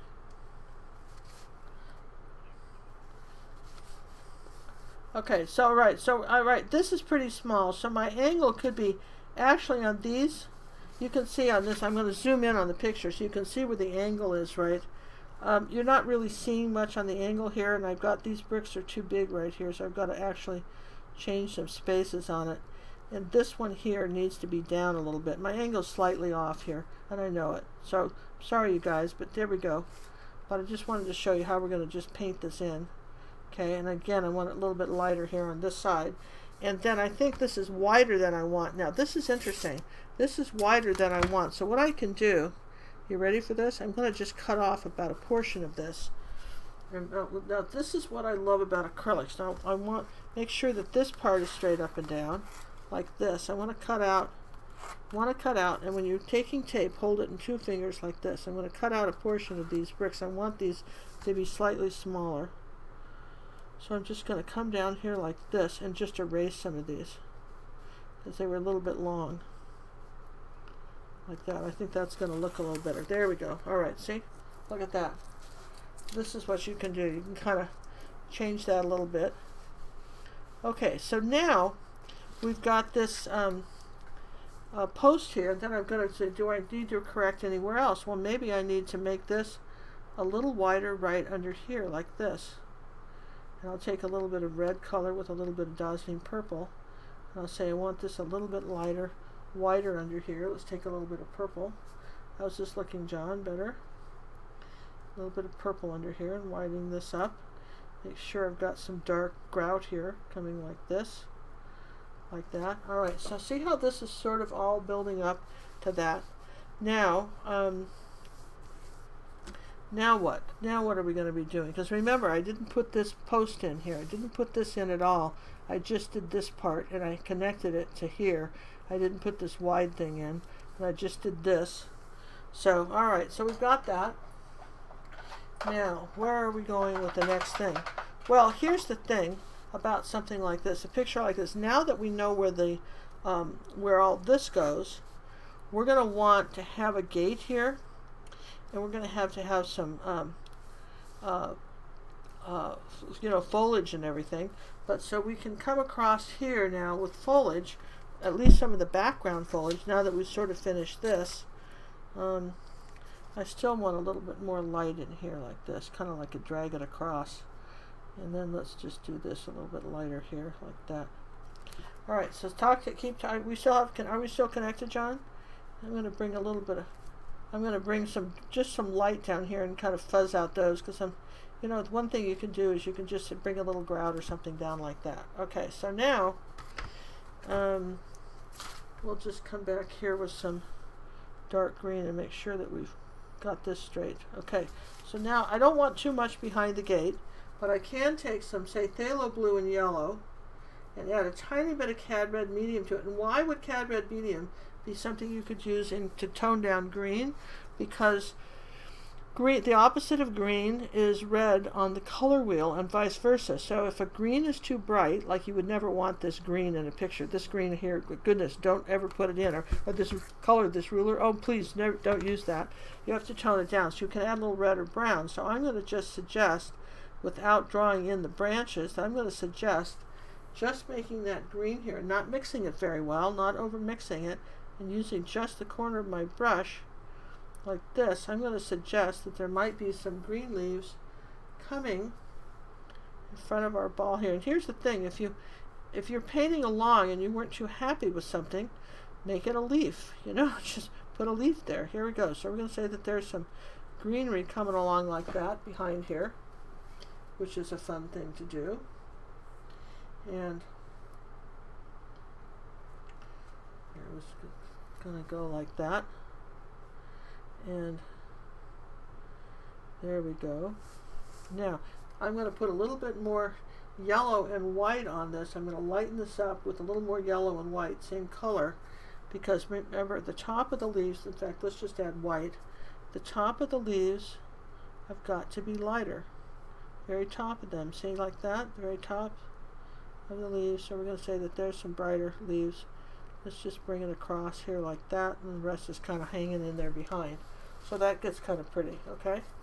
Now, I know I'm going to want some foliage coming around here, and this is where we can start adding more plants and flowers. But, you know, this wall didn't just, there's just not a post. 99% of the time, and you can kind of see it, there's some sort of brick behind here, but we're not going to see it. So we're just going to put in the wall like this, right like that. We're going to put this in but we're not going to we're not going to go to all the trouble of painting in the bricks, all right? That's the secret. This is part of the gate. Obviously, people could just run right in the backyard if all you had was this. So people had to have some sort of wall. So now what you do with something like this is you suggest the bricks. Okay, so here's the yellow and the orange. You suggest some bricks back in here, like this. You suggest something, because we're going to cover up 90% of this with foliage. So as long as there's something under there that kind of looks like it might be bricks, you're in good shape. Like that, okay? Because you're, again, this is all going to be foliage, but you got to have this color sort of peeking out underneath here, okay? And the same thing here. Let's just make this a little brighter, okay? See, a little bit brighter brick on somewhere here. A little bright orange brick here. Okay, so here, ooh, I like that color. Let's do that here too. All right, so you see what we did there, okay? Now, can we still put green on top of this? Yes, even though it's wet. And why can we do that? Because, now what will happen? Red is the complement of green. So if we put wet green on top of red, what are we going to get? We're going to get kind of a mud color. So since we've got orange here, it might be a little tough to do that unless we left the red out. So if I take phthalo blue and yellow and make a very bright green, if I came up on this stuff and mixed it with the orange like that, I could suggest some dark green plants here, even though this is still wet. People always say, how do you keep your picture from getting muddy? So I'm just going to add that first layer of dark green, and I might even put some back here, okay, like that. Now I have to dry it, because I'm pretty sure we can't get away with any more than that, and I'll show you why, because I think it'll go muddy on us. So I want to say that I've got some nice light green leaves coming in here like this, and now I'm going to come up. These bricks are dry, so here we go. These bricks are dry, so here's our lighter green. So I told you not to get too excited about what we did here. I don't even necessarily want this post showing. Okay, I'm just going to say here's our post. It might even come this way, come across in a couple places. Just say here's some leaves growing up here like that. You have such an advantage as an artist. You can just make stuff up. We're not going to see the bottom of this, a post at all. See that? Not going to see any of this. And they've got, I'm tempted though to let us, even though in the picture we don't see it, I'm tempted to put a little grout color back up here on the top of the wall anyway, just because, just for fun times, right?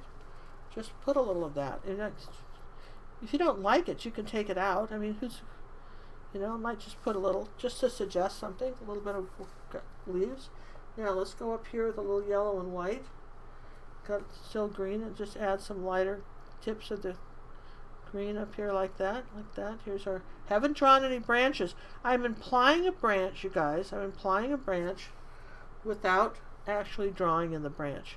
Now I'm not putting as many, this is too many things growing. The photographer's just stuck with whatever's there, but you and I are artists, we're not stuck with anything, all right? And I might say that instead of this, here's our light green. Now I'm going to dry it, okay? And I'm thinking I want some leaves coming over the top of this, like a vine or something. I want to say there's some green, add a little burnt umber to this. Let's say that maybe there's something coming over the top like this, of this right in here like that. Maybe there's something coming over the top. Different plant now, but there could be something growing up over the top of this like that, coming down. Some sort of little plant that's coming this way. Change the greens, right? Okay, so that's cute. All right, well that's drying. While that's drying, let's read a couple more postcards. We've got a couple more. We so appreciate it. This one is from Tennessee. How cool is that? Iris is the state flower of Tennessee, and this is their state flag, and they're called the Volunteer State, and they've got a bear. Isn't that cute? Okay. So that's the state of Tennessee, and this is greetings from Angela Maxwell. And she says, thanks, Ginger, John, and Sammy, for making your channel happen. I've been painting with Ginger for 2 years now, and I really appreciate all you do and love your lessons, and I have learned along the way. Do you know how hard it is to find a postcard these days? Went to 2 post offices, Cracker Barrel, Hallmark, and 3 Cracker Barrels. Love, Angela Maxwell. You guys, I'm so sorry. We thought this would be so easy. Just send us a postcard. And apparently, and love you, wish I could meet you someday. And that's from Angela. And so we appreciate the fact that you went to all those places to send us a postcard. And you guys, we still haven't reached our quota of postcards yet. So if somebody wants to send us a postcard, John's got that right there too. And I had it somewhere, didn't I? I had it. It's on the website, on our Contact Us page, our address, okay? So you can do that. Now here's our last one. I think this is the last one, is it? Yeah, here's our last one. This is called Ingham County. Look at that pretty postcard. Isn't that nice? And this is from Sulian Van de Sand. And she says, Ginger, John, and Sammy, I love watching you teach painting. Like the way you get your ideas, encouragement across to the new artists. You know, I do want to encourage you guys, because I want to tell you that this is so doable. Once someone tells you the tricks about how to make this stuff work, you all can do this. I promise you. I'm not just blowing smoke. This is absolutely true. You can do it. I'm glad you feel encouraged. Thank you for everything you do for us. I can't wait to get more relaxed with my works. And okay, that's the trick, is do some small sketches. These are what we call artist sketches. The real painting, as you know, the real big painting for this eventually, which is, I'm going to show you this next week, what I actually end up doing. The real painting is going to be this, all right, the big painting. But this is my artist sketch, and this is, I'm going to show you how you might do a post. This was the idea behind this, okay? So anyway, thank you very much, Sulian, and we appreciate it very much. And you will also, Grand Rapids, Michigan. John, you should have known that. You recognize this? Indian Country Courthouse? Do you see that? Ingham County Courthouse. John's from Michigan. You don't recognize that, John? Okay. He says he does. Well, let's speak up quickly here. Okay. So he does. Oh, this is... Oh, good. We have a question before we start with the gate. Okay. No questions?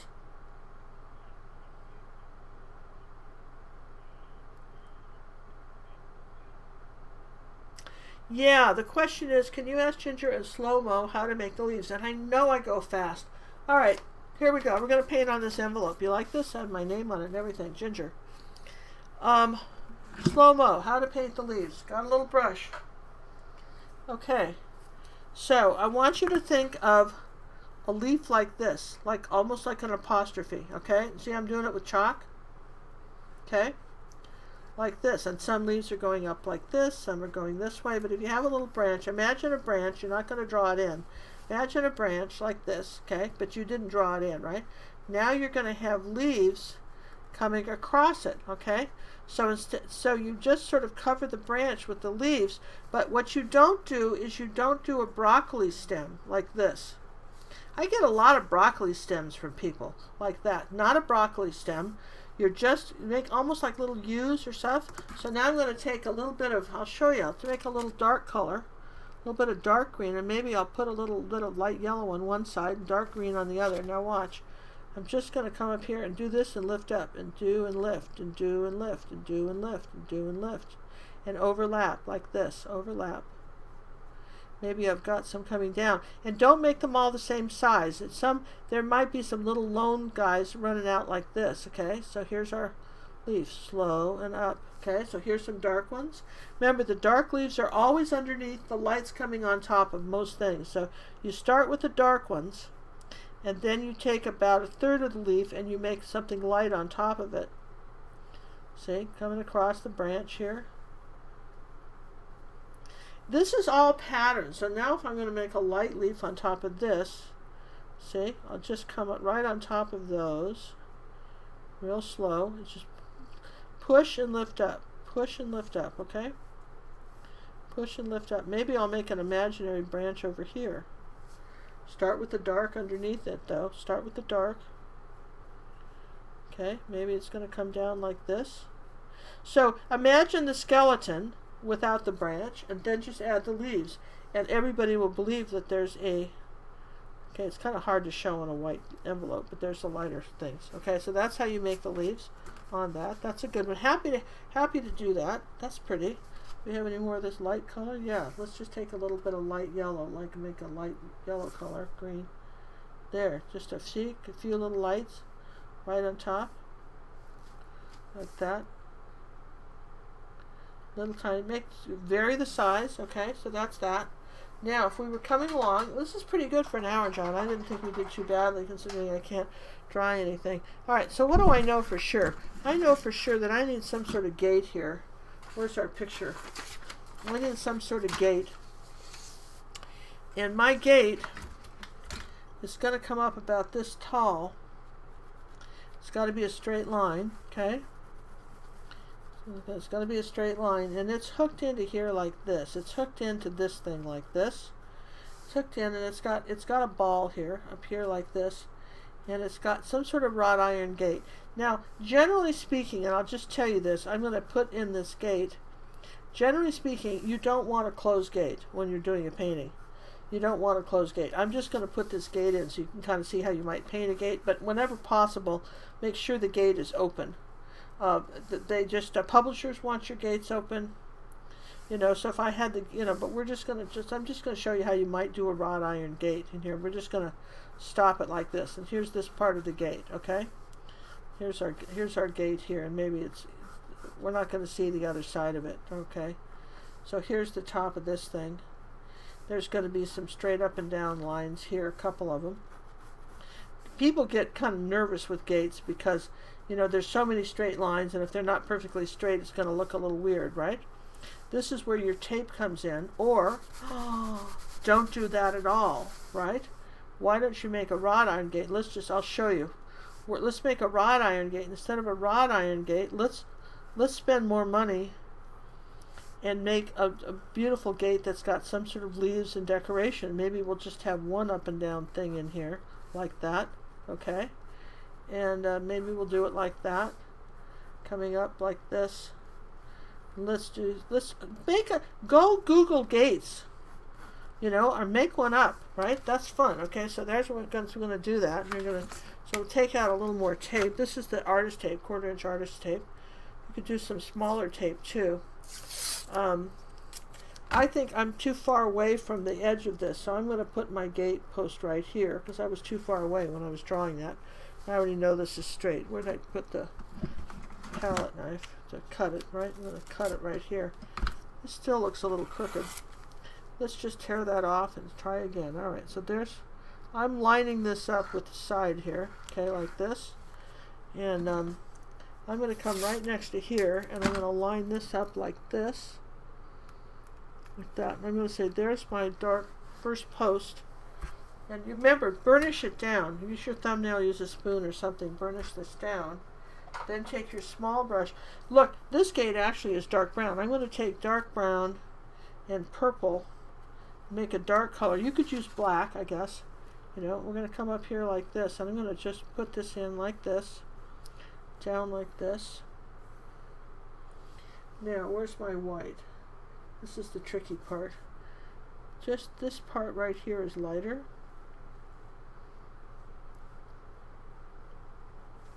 Might be hard to do. Alright, let's just peel this off, okay?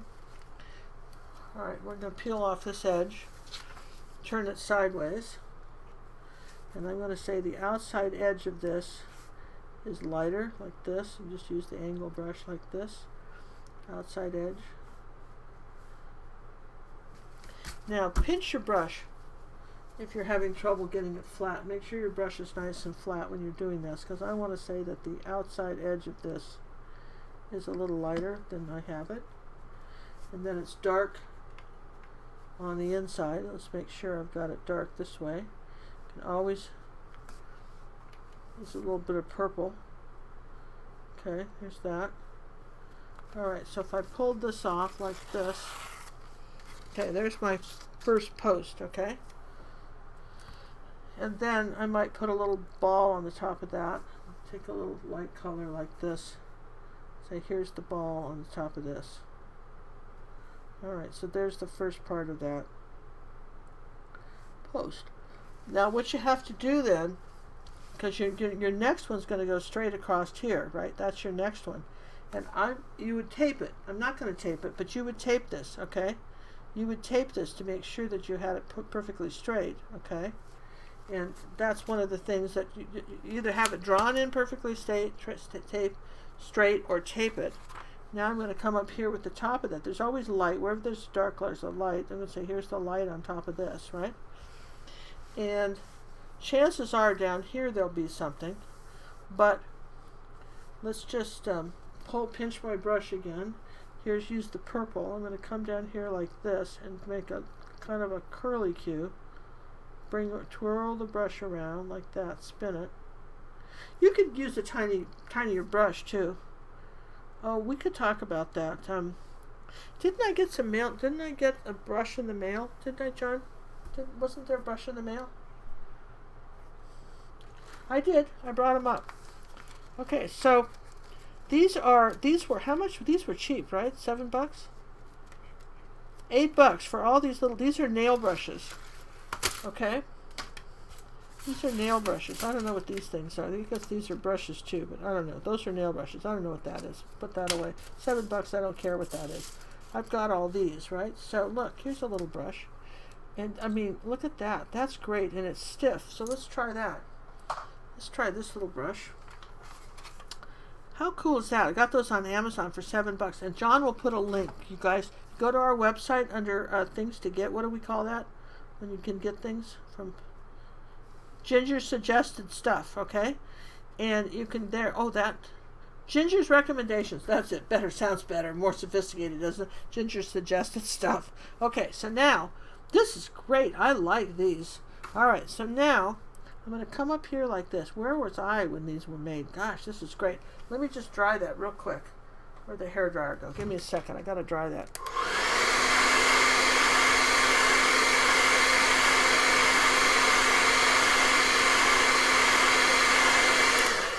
Okay, you with me?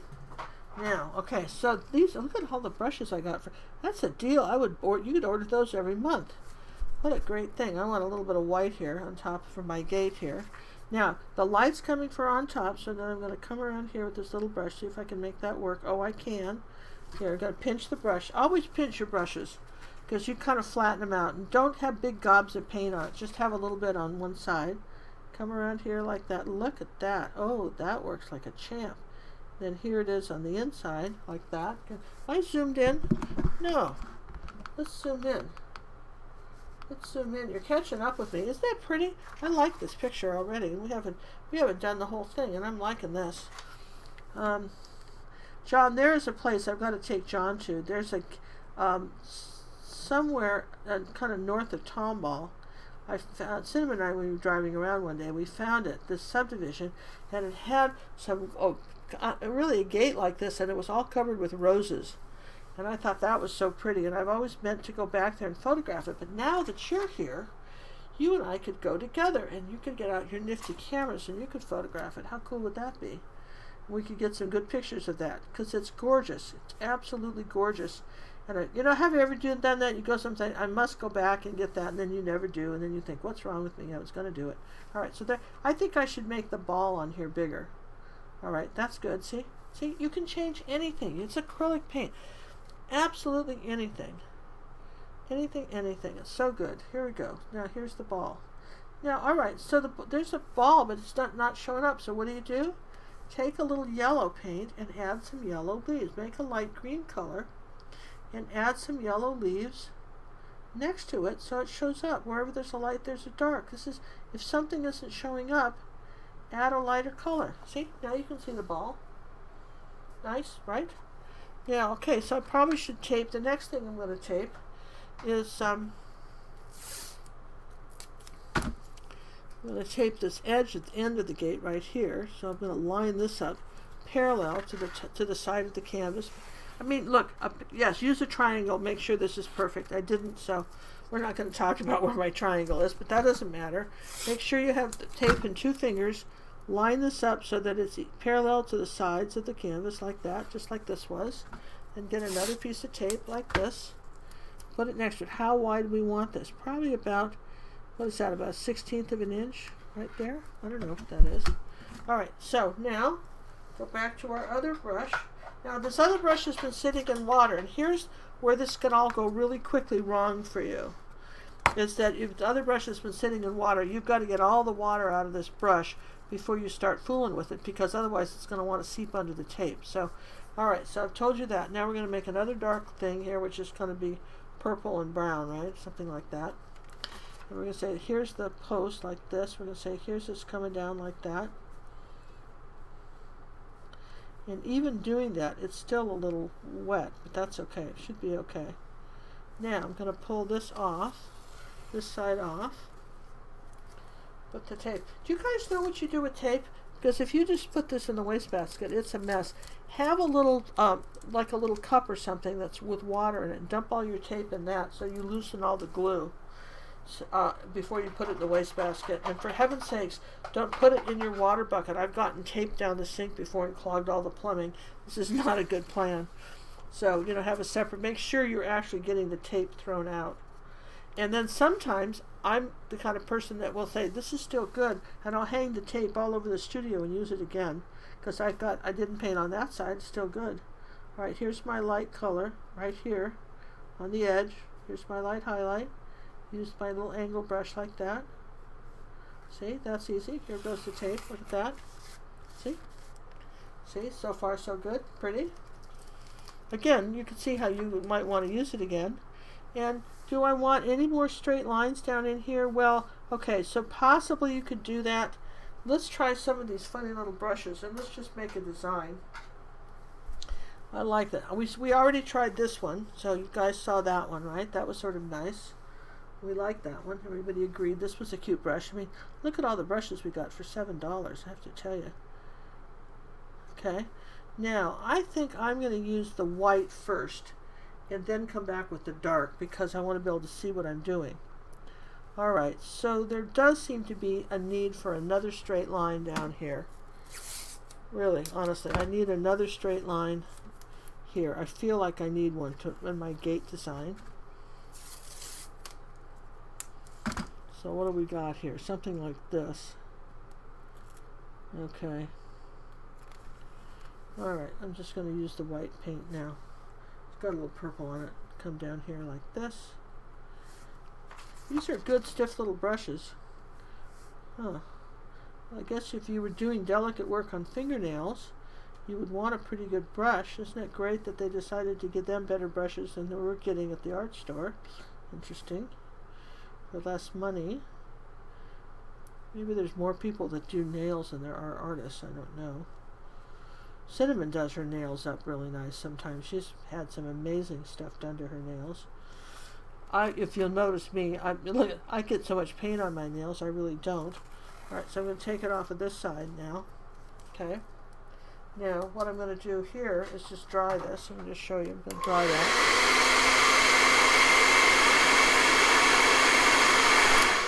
Okay, don't have to dry it perfectly. Now, because I'm going from light to dark, I'm going to just rinse this brush and try one of the others. I like this one. I'm going to rinse this brush. Okay, and I'm going to try, what's this one? This one looks interesting. Look at that little pointy brush like that. Alright, let's see what that one does. Alright, let's try this one. Let's try a little bit of purple maybe. And I know where that is because I have a sign that says Dancing Purples right here. So I'm going to come right next to this. Oh, this works good, you guys. Oh, I gotta hand it to you. This is nice. I mean, where are you going to go for $7 and get this? This is nice. I'm just pulling it. Notice where I'm holding the brush to. I'm holding it between my thumb and middle finger here. Okay, so I'm just going to come down here like this. Sometimes if you don't tape everything, it looks a little more arty. If you tape everything you do, the problem is it gets a little too stiff or something. Does that make sense? So let's just pull this tape back here. So, all right, now, and what we'll do is we'll glaze over that later. All right, so I'm going to just go into the white paint. Now, if you're doing something like this, what you want to do is get a little flow. Now, oh, I went to the art store and look what I found. This is golden, a fluid titanium white, fluid acrylics. So if you'd have something that you need to be really fluid, and we're shaking this up, okay? We'll shake it up, and what are we going to put it in? We got another plate somewhere? Yeah, okay. So we're just going to put this on a plate like this. Is it open like so? I think you have to take this off. Oh, no, you don't. Wow, okay. All right, so I'm going to dump a little golden white. If I shook it up, right? Now, I'm going to do this. Now, this is the perfect brush for that. Now, I'm going to start making up some sort of design. So I'm going to make a little leaf design using this brush like this. Okay, that's a little, the leaf design is a little football shape. Are you with me? Okay, like that. And there's a little purple on this brush still, so that's nice. Okay, so what have we got going here?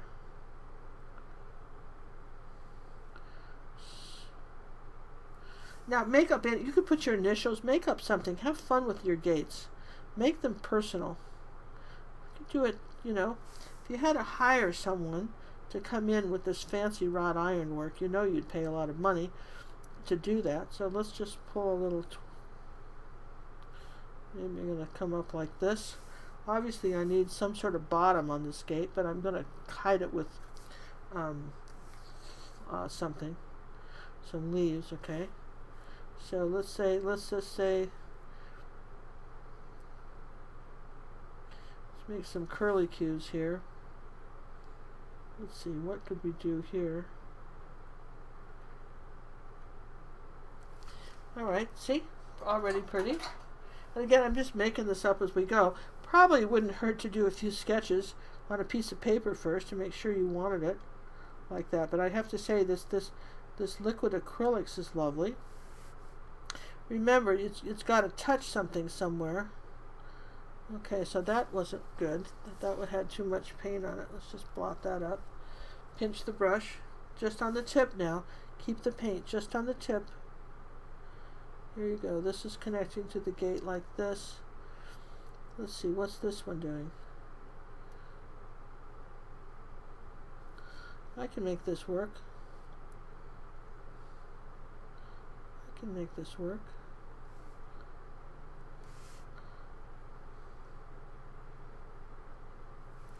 Alright, something like this, okay? So I'm going to say that there's a little leaf like that.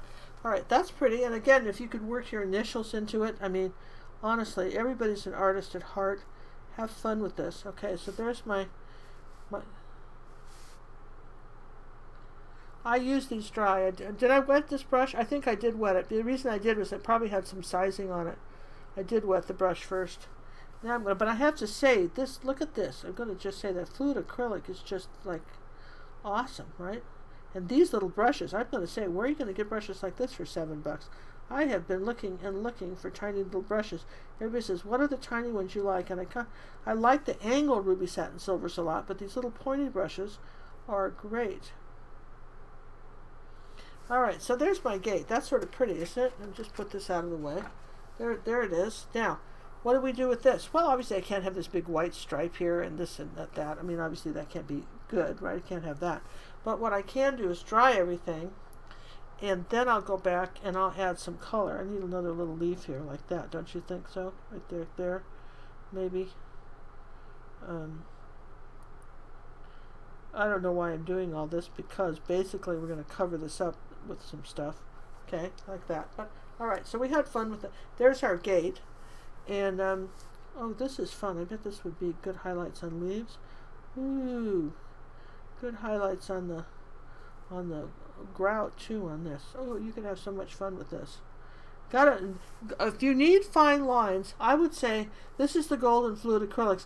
I would get white and I would get dark brown, because those are the two colors you're going to want all the time. White because you can always tone it down, and brown because those are good for leaves. If you had some sort of tree branch, like for instance, let's just say we wanted to say that there was a tree branch in here like that. See, you can take this little brush. Oh my gosh, you guys, this is great. I gotta tell you, that's great. Nice.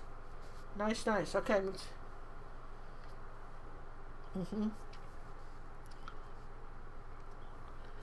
Oh, the little balls that came with it are for doing dots. Oh, look at this, for dots. Oh, well, I have to open that with scissors or something. Oh, no, maybe not, do I? Yeah, for doing dots. Oh, let's make some dots then. Come on, let's have fun with it. Are we having fun with this? All right. Gosh, I hate to do this. Let me put my glasses on again. Is this how you open this? I guess I have to cut it, you guys. I'm looking. I have to cut it. Oh, seems wrong somehow, but okay, I'm cutting it. All right, here comes the scissors. You notice I found the scissors. I knew where those were. All right, so out. No, that wasn't good enough. All right, cutting it. All right. Oh. Oh, they're cute too. Look at this. All this for $7. Are you kidding me? All right, let's make some dots. All right, I've got dipping it in the white paint. Oh, that's nice. Where have these been all my life? I want some dots. Ooh, you get about 2 dips, and then you got to get another dot. Okay.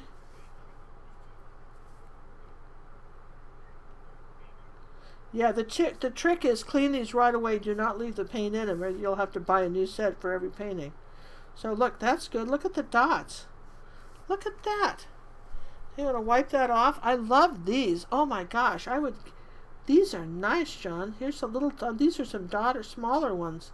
Now I've gone dot crazy. She's gone mad now. She's just going to do dots everywhere. Dots, dots, and dots. Yes, I want a bigger dot there. Haha. Bigger dot right there. Oh, look at that. How cute is that? All right, so I'm rinsing the brushes. Now, brushes like this that are this fine, do not ever leave in water. Have some soapy water right next to you and be ready to clean those. Do not ever leave the little tiny brushes in water. That'll be the last time that works for you. Okay? So, that being said, the metal ones are for cleaning off. Look at all the points. What did I get? Here's some dots. I guess they're all similar. Here, let's clean those tips off. Oh, like different size dots. Isn't this cute? There's some miniature dots. What is that? Come on, you always want to see it, right? Let's see what the miniature does done. Here's a miniature one. Ah, it's little. That's cute. Oh, we could have fun with this. We could put, oh, sorry. All right, moving on. You'll just have to have fun yourselves.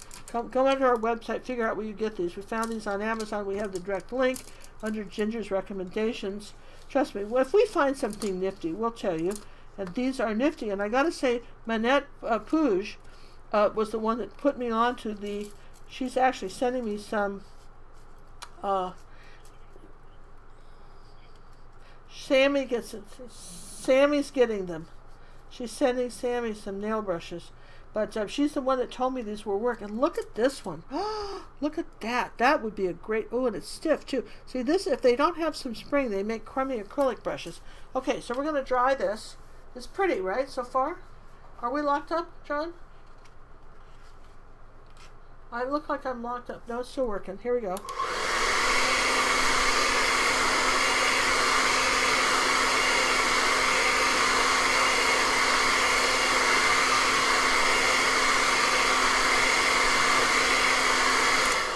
Alright, now we're going to glaze, you guys. Now this is where glazing. Whenever you... What did I just do? Drop that hair dryer? Thank goodness I didn't drop it in the water. Okay, so, moving on. He's just going, oh, good grief, you guys. But this is pretty, isn't it? Come on, this is sort of pretty, and I like this picture. Let me zoom out a little bit. I'm liking this. So we got to glaze something, starting with a clean brush with no paint, right? Okay, you're with me on that, right? Now we got to glaze this. So, I think I want to glaze this with purple, Dazzling purple, which I'm going to come over here and get some of that, and some water, and maybe a bit of cad red medium, and make sort of a rust color, like this. Okay, so that's a rusty color. See that? Kind of a rusty color. Now, because I'm going to rinse the brush, put a little water on that. Now you could use glazing medium, but I think for as dark as we're going to make it, I don't think we need to. Now, we're going to come right over, here's the water, right over the white, like this. Right over our stuff, right like this. Wipe the brush off, because you want it to sort of tone this. It's got to be dry, or you'll have a hot mess, okay? Make sure it's dry. And we're going to just glaze this back a little bit here for our gate. Okay, make those dots a little darker. Right, like that. I'm just going to glaze over this. I like that. Even over that white ball here. We're just going to get rid of some of that white. Like that. Still light. Ooh, I like that color. Maybe I'll put a little of that over here too. Never hurts to say, what else could I do with the color? Maybe there's a little shadow. Ooh, let's do that. What if there was a little shadow over here? Would there be a shadow? Maybe not. Alright, well, maybe over here. Okay. So, here, don't want it there. See, if you dry it, you can undo. This is drying is like save as, okay? So you can keep going. So now we're just going to blot that up. Okay? So there's our gate. Now, I'm going to take the brush. Now, I'm going to, this is called erasing. I'm going to just erase a couple highlights. Rinse, wipe, swipe. And, oh, I didn't put any on this too. I've got to put it on this side too, on this one. This right here, here. I want it darker down here anyway. Alright, now when you're glazing, here's the thing. If you want a darker coat, don't try to do too much paint. Dry it and then glaze it again. Does that make sense? Don't try to do one coat that's dark because then it isn't the glaze anymore, it's a paint. So like we dry it like this.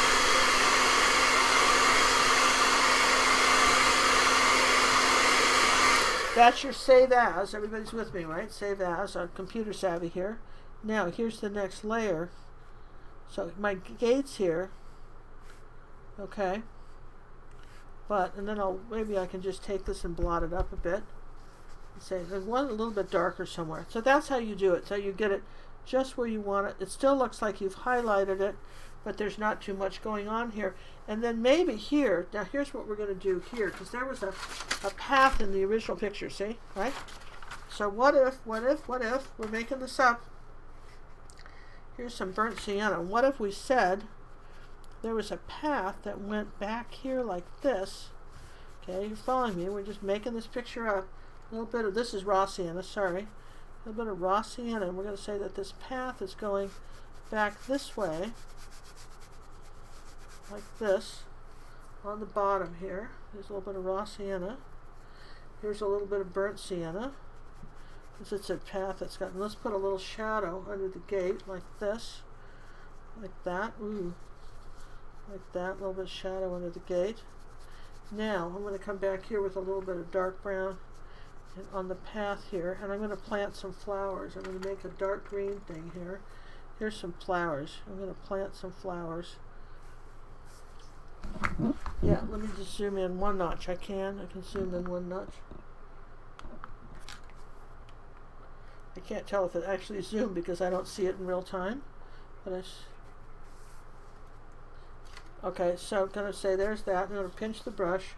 Take, I don't want anything too perfect here on the edge of those flowers. Now let's see, where's the picture I was following? Somewhere. I had this. Where's the other one? Oh, here. Under all this. Oh, I buried it under. Look at these brushes we didn't even get to use. I've got to put those in something. Here. I'm going to stick them in this thing. You guys like this? Isn't it cute? I put all these brushes in here. How adorable is that? Yes, I found that on Amazon too. I spent hours looking for this stuff. It took me 2 hours to find this. I know you took 2 hours to find postcards. It took me 2 hours to find that. But I like it. Okay, so here's a little shadow under here. Now let's see, what do we say here? Oh yeah, so we've got some flowers maybe growing up over the gate, okay? Or some grasses here. So let's take some yellow and white, make kind of a light green color. Yellow and white and what, phthalo green?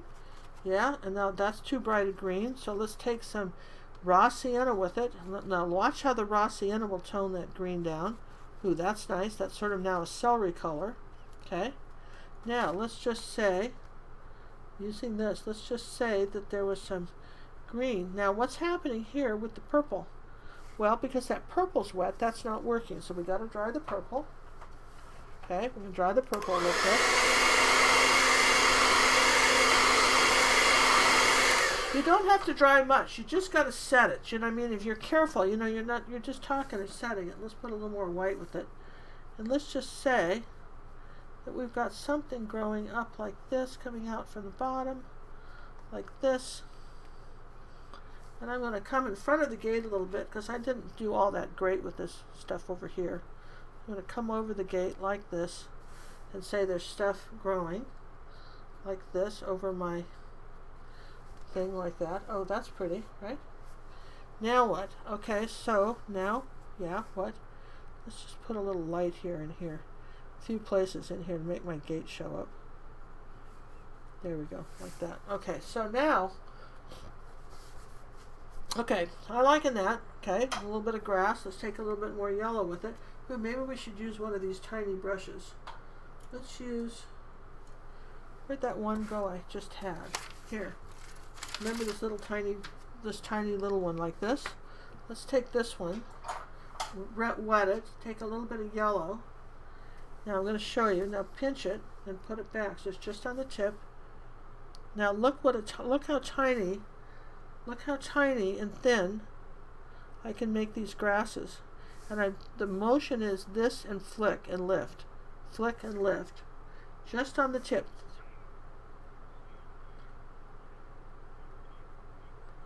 No, I didn't see that yet. John wants to know if I saw the angled head.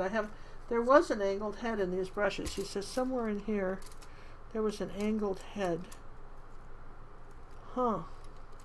You'll have to show me that later, John. I don't see it. There's this one, and these little fan brushes, but I don't see an angled head. Okay, well, we'll look later. All right, so here's this. See how it's doing these little tiny grasses? Have you been having trouble getting fine detail and just feel like your life is not as perfect as it could be because you're not getting detail? Look at that. How cute is that? Now, you can't leave that alone, but we're going to rinse that one off, really swish it around. And while that's drying, this is pretty. I'm liking this a lot.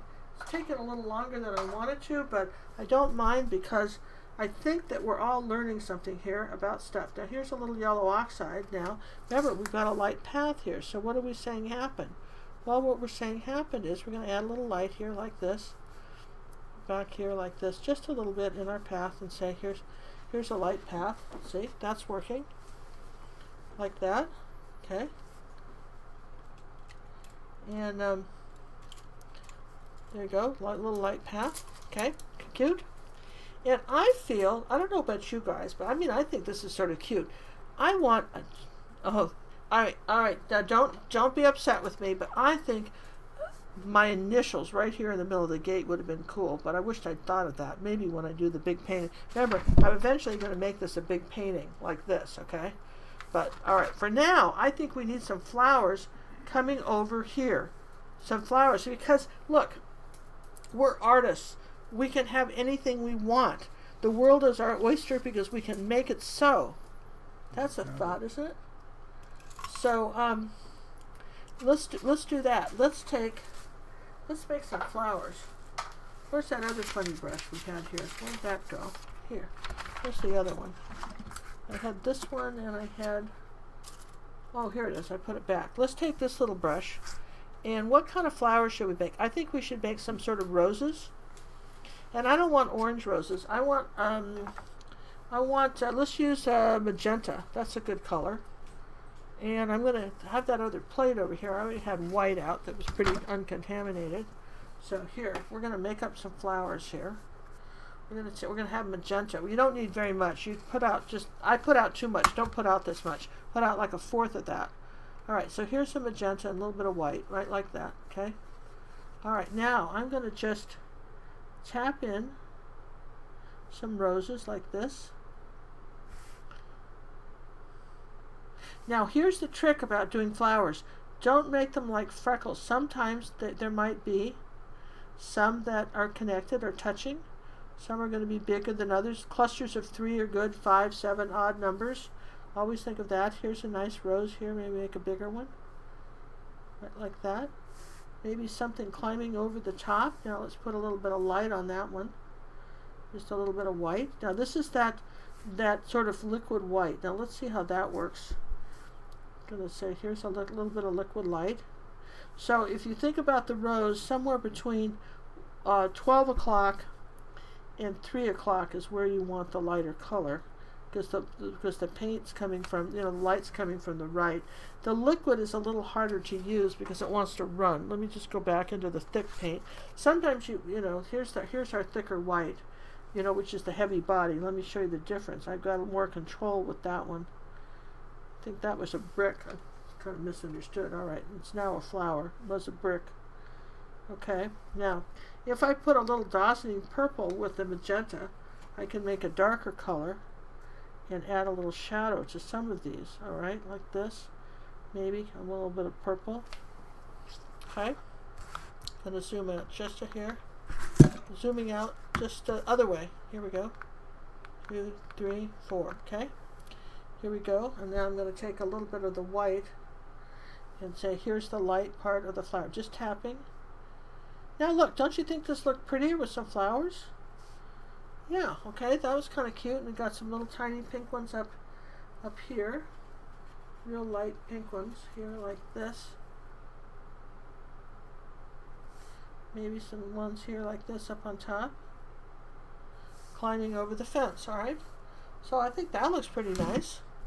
All right, I think that's pretty good, John. I'd say that was a good example of how you might paint a, you know, take a part of a picture like this and turn it into a painting like that. And I think here, I almost would like, here's a little bit of, where'd that purple go? I think I'd like a little bit darker, purple and magenta. I think I want something a little darker on some of these wrought iron things here. Maybe make it a little bit darker, a couple places. Okay. You can always come back and change something if you don't like it. You know, here we go. Maybe I need that one lighter. Here, let's make it a little more rust colored. There, okay. Yellow and orange make rust. I wonder what would happen if we added a rust color to the gate. It could have some rust to it, don't you think, too? It could be a rusty gate. Yeah, that's pretty. I like the orange with it. There we go. Ooh, I like that. Adding a little orange to the gate like that. That's nice. Just kind of make it a little more rusty. There you go. Something like that. Kind of brings that back. Here's our kind of exaggerate our bricks a bit. All right, so there you have it, you guys. There's our flowers. You can see where you can add a little bit of green here, a little bit of light. Okay, a little light up here like that.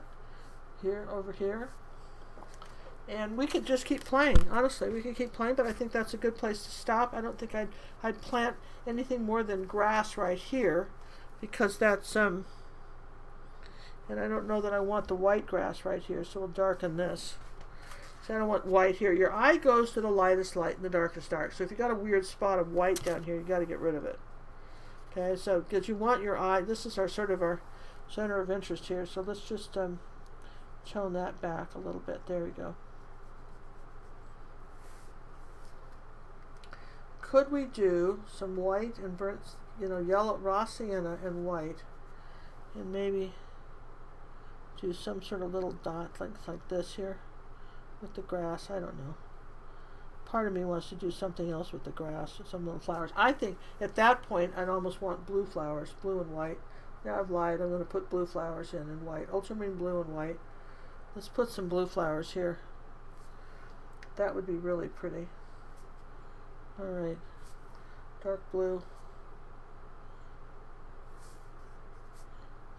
flowers like this. Let's just put a few.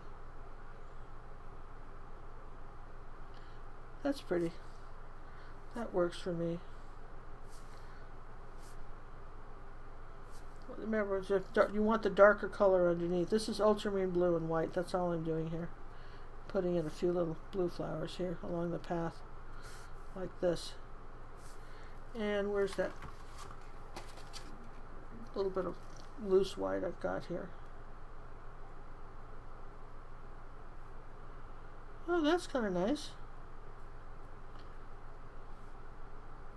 I wasn't going to do anything, but I'm glad I did. I think that's pretty. Bring it up like that. Alright, so there you go. There's our picture, you guys. And listen, if you've had fun with this, you know, the whole painting, one of the things we do at gingercooklive.gallery is every Thursday we have a major release for our members. Membership starts at really $9.95 for 7 days. You can try us out, and $24.95 if you know, for over 200 lessons a month. Plus you get personal art coaching. It's such a great deal. And here's like, for instance, this was this last week's Pumpkin Patch Kids. I'm going to zoom way out so you can kind of see this stuff. This was last week's painting. I'll show you how to do that step by step if you're decorating for the holidays that are coming up at the end of the month.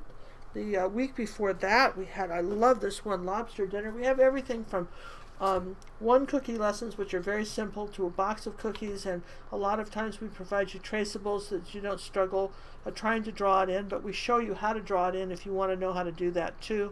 There's just awesome things. And we have the reason, when you find us on YouTube and you see this symbol, when you see this symbol on YouTube, for instance, if you haven't done this banana video on how to blend bananas, I would encourage you to do that one, or the one on the cat eyes.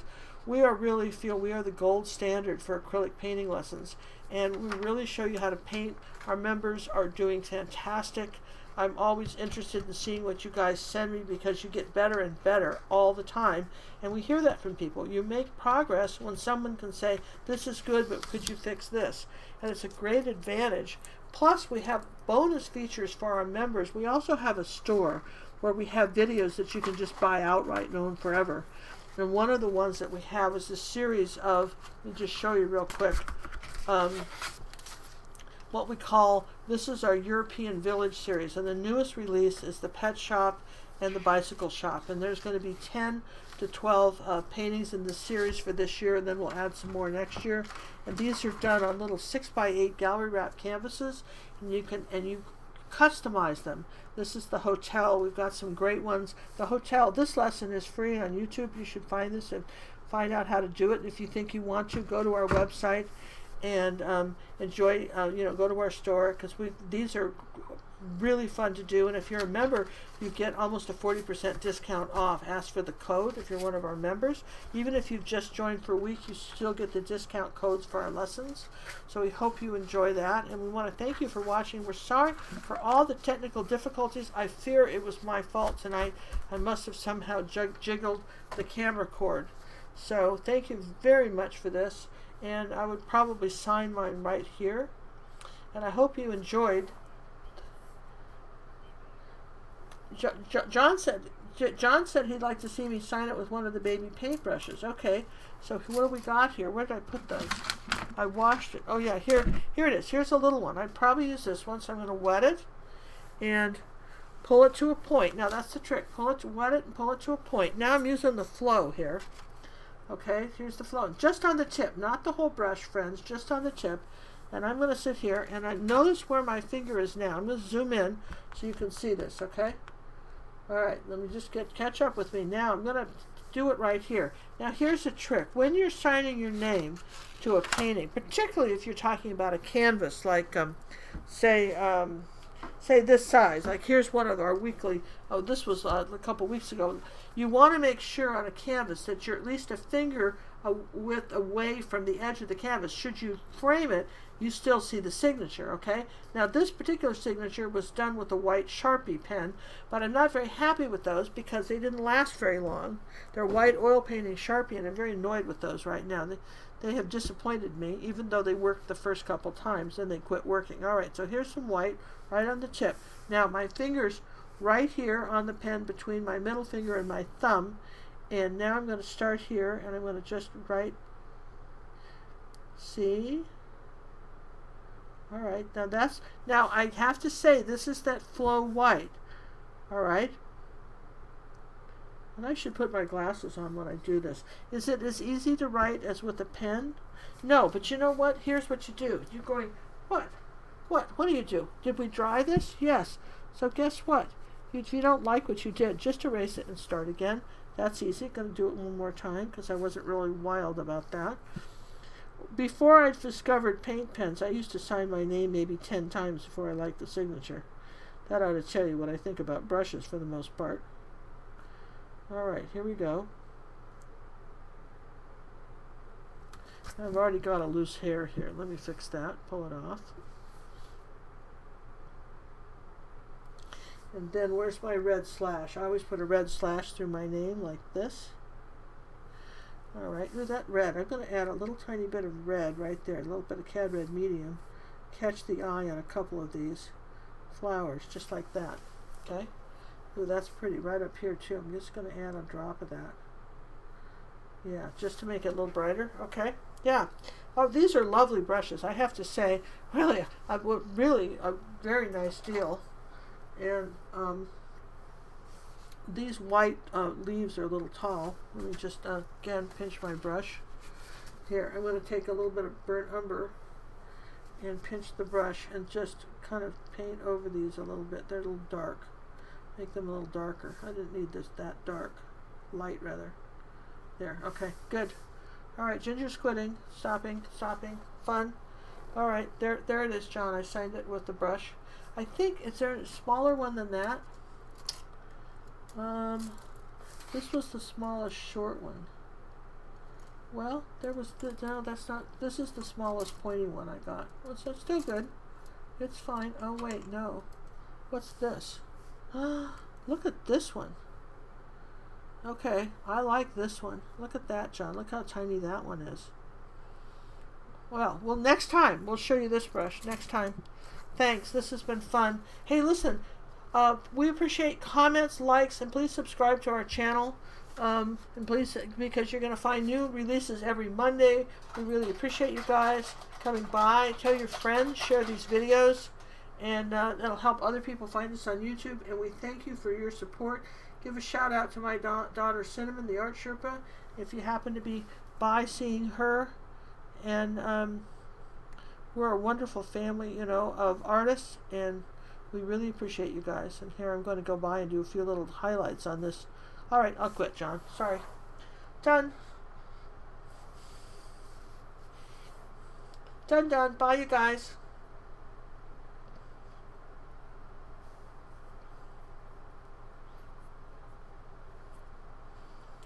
Now, will it stop?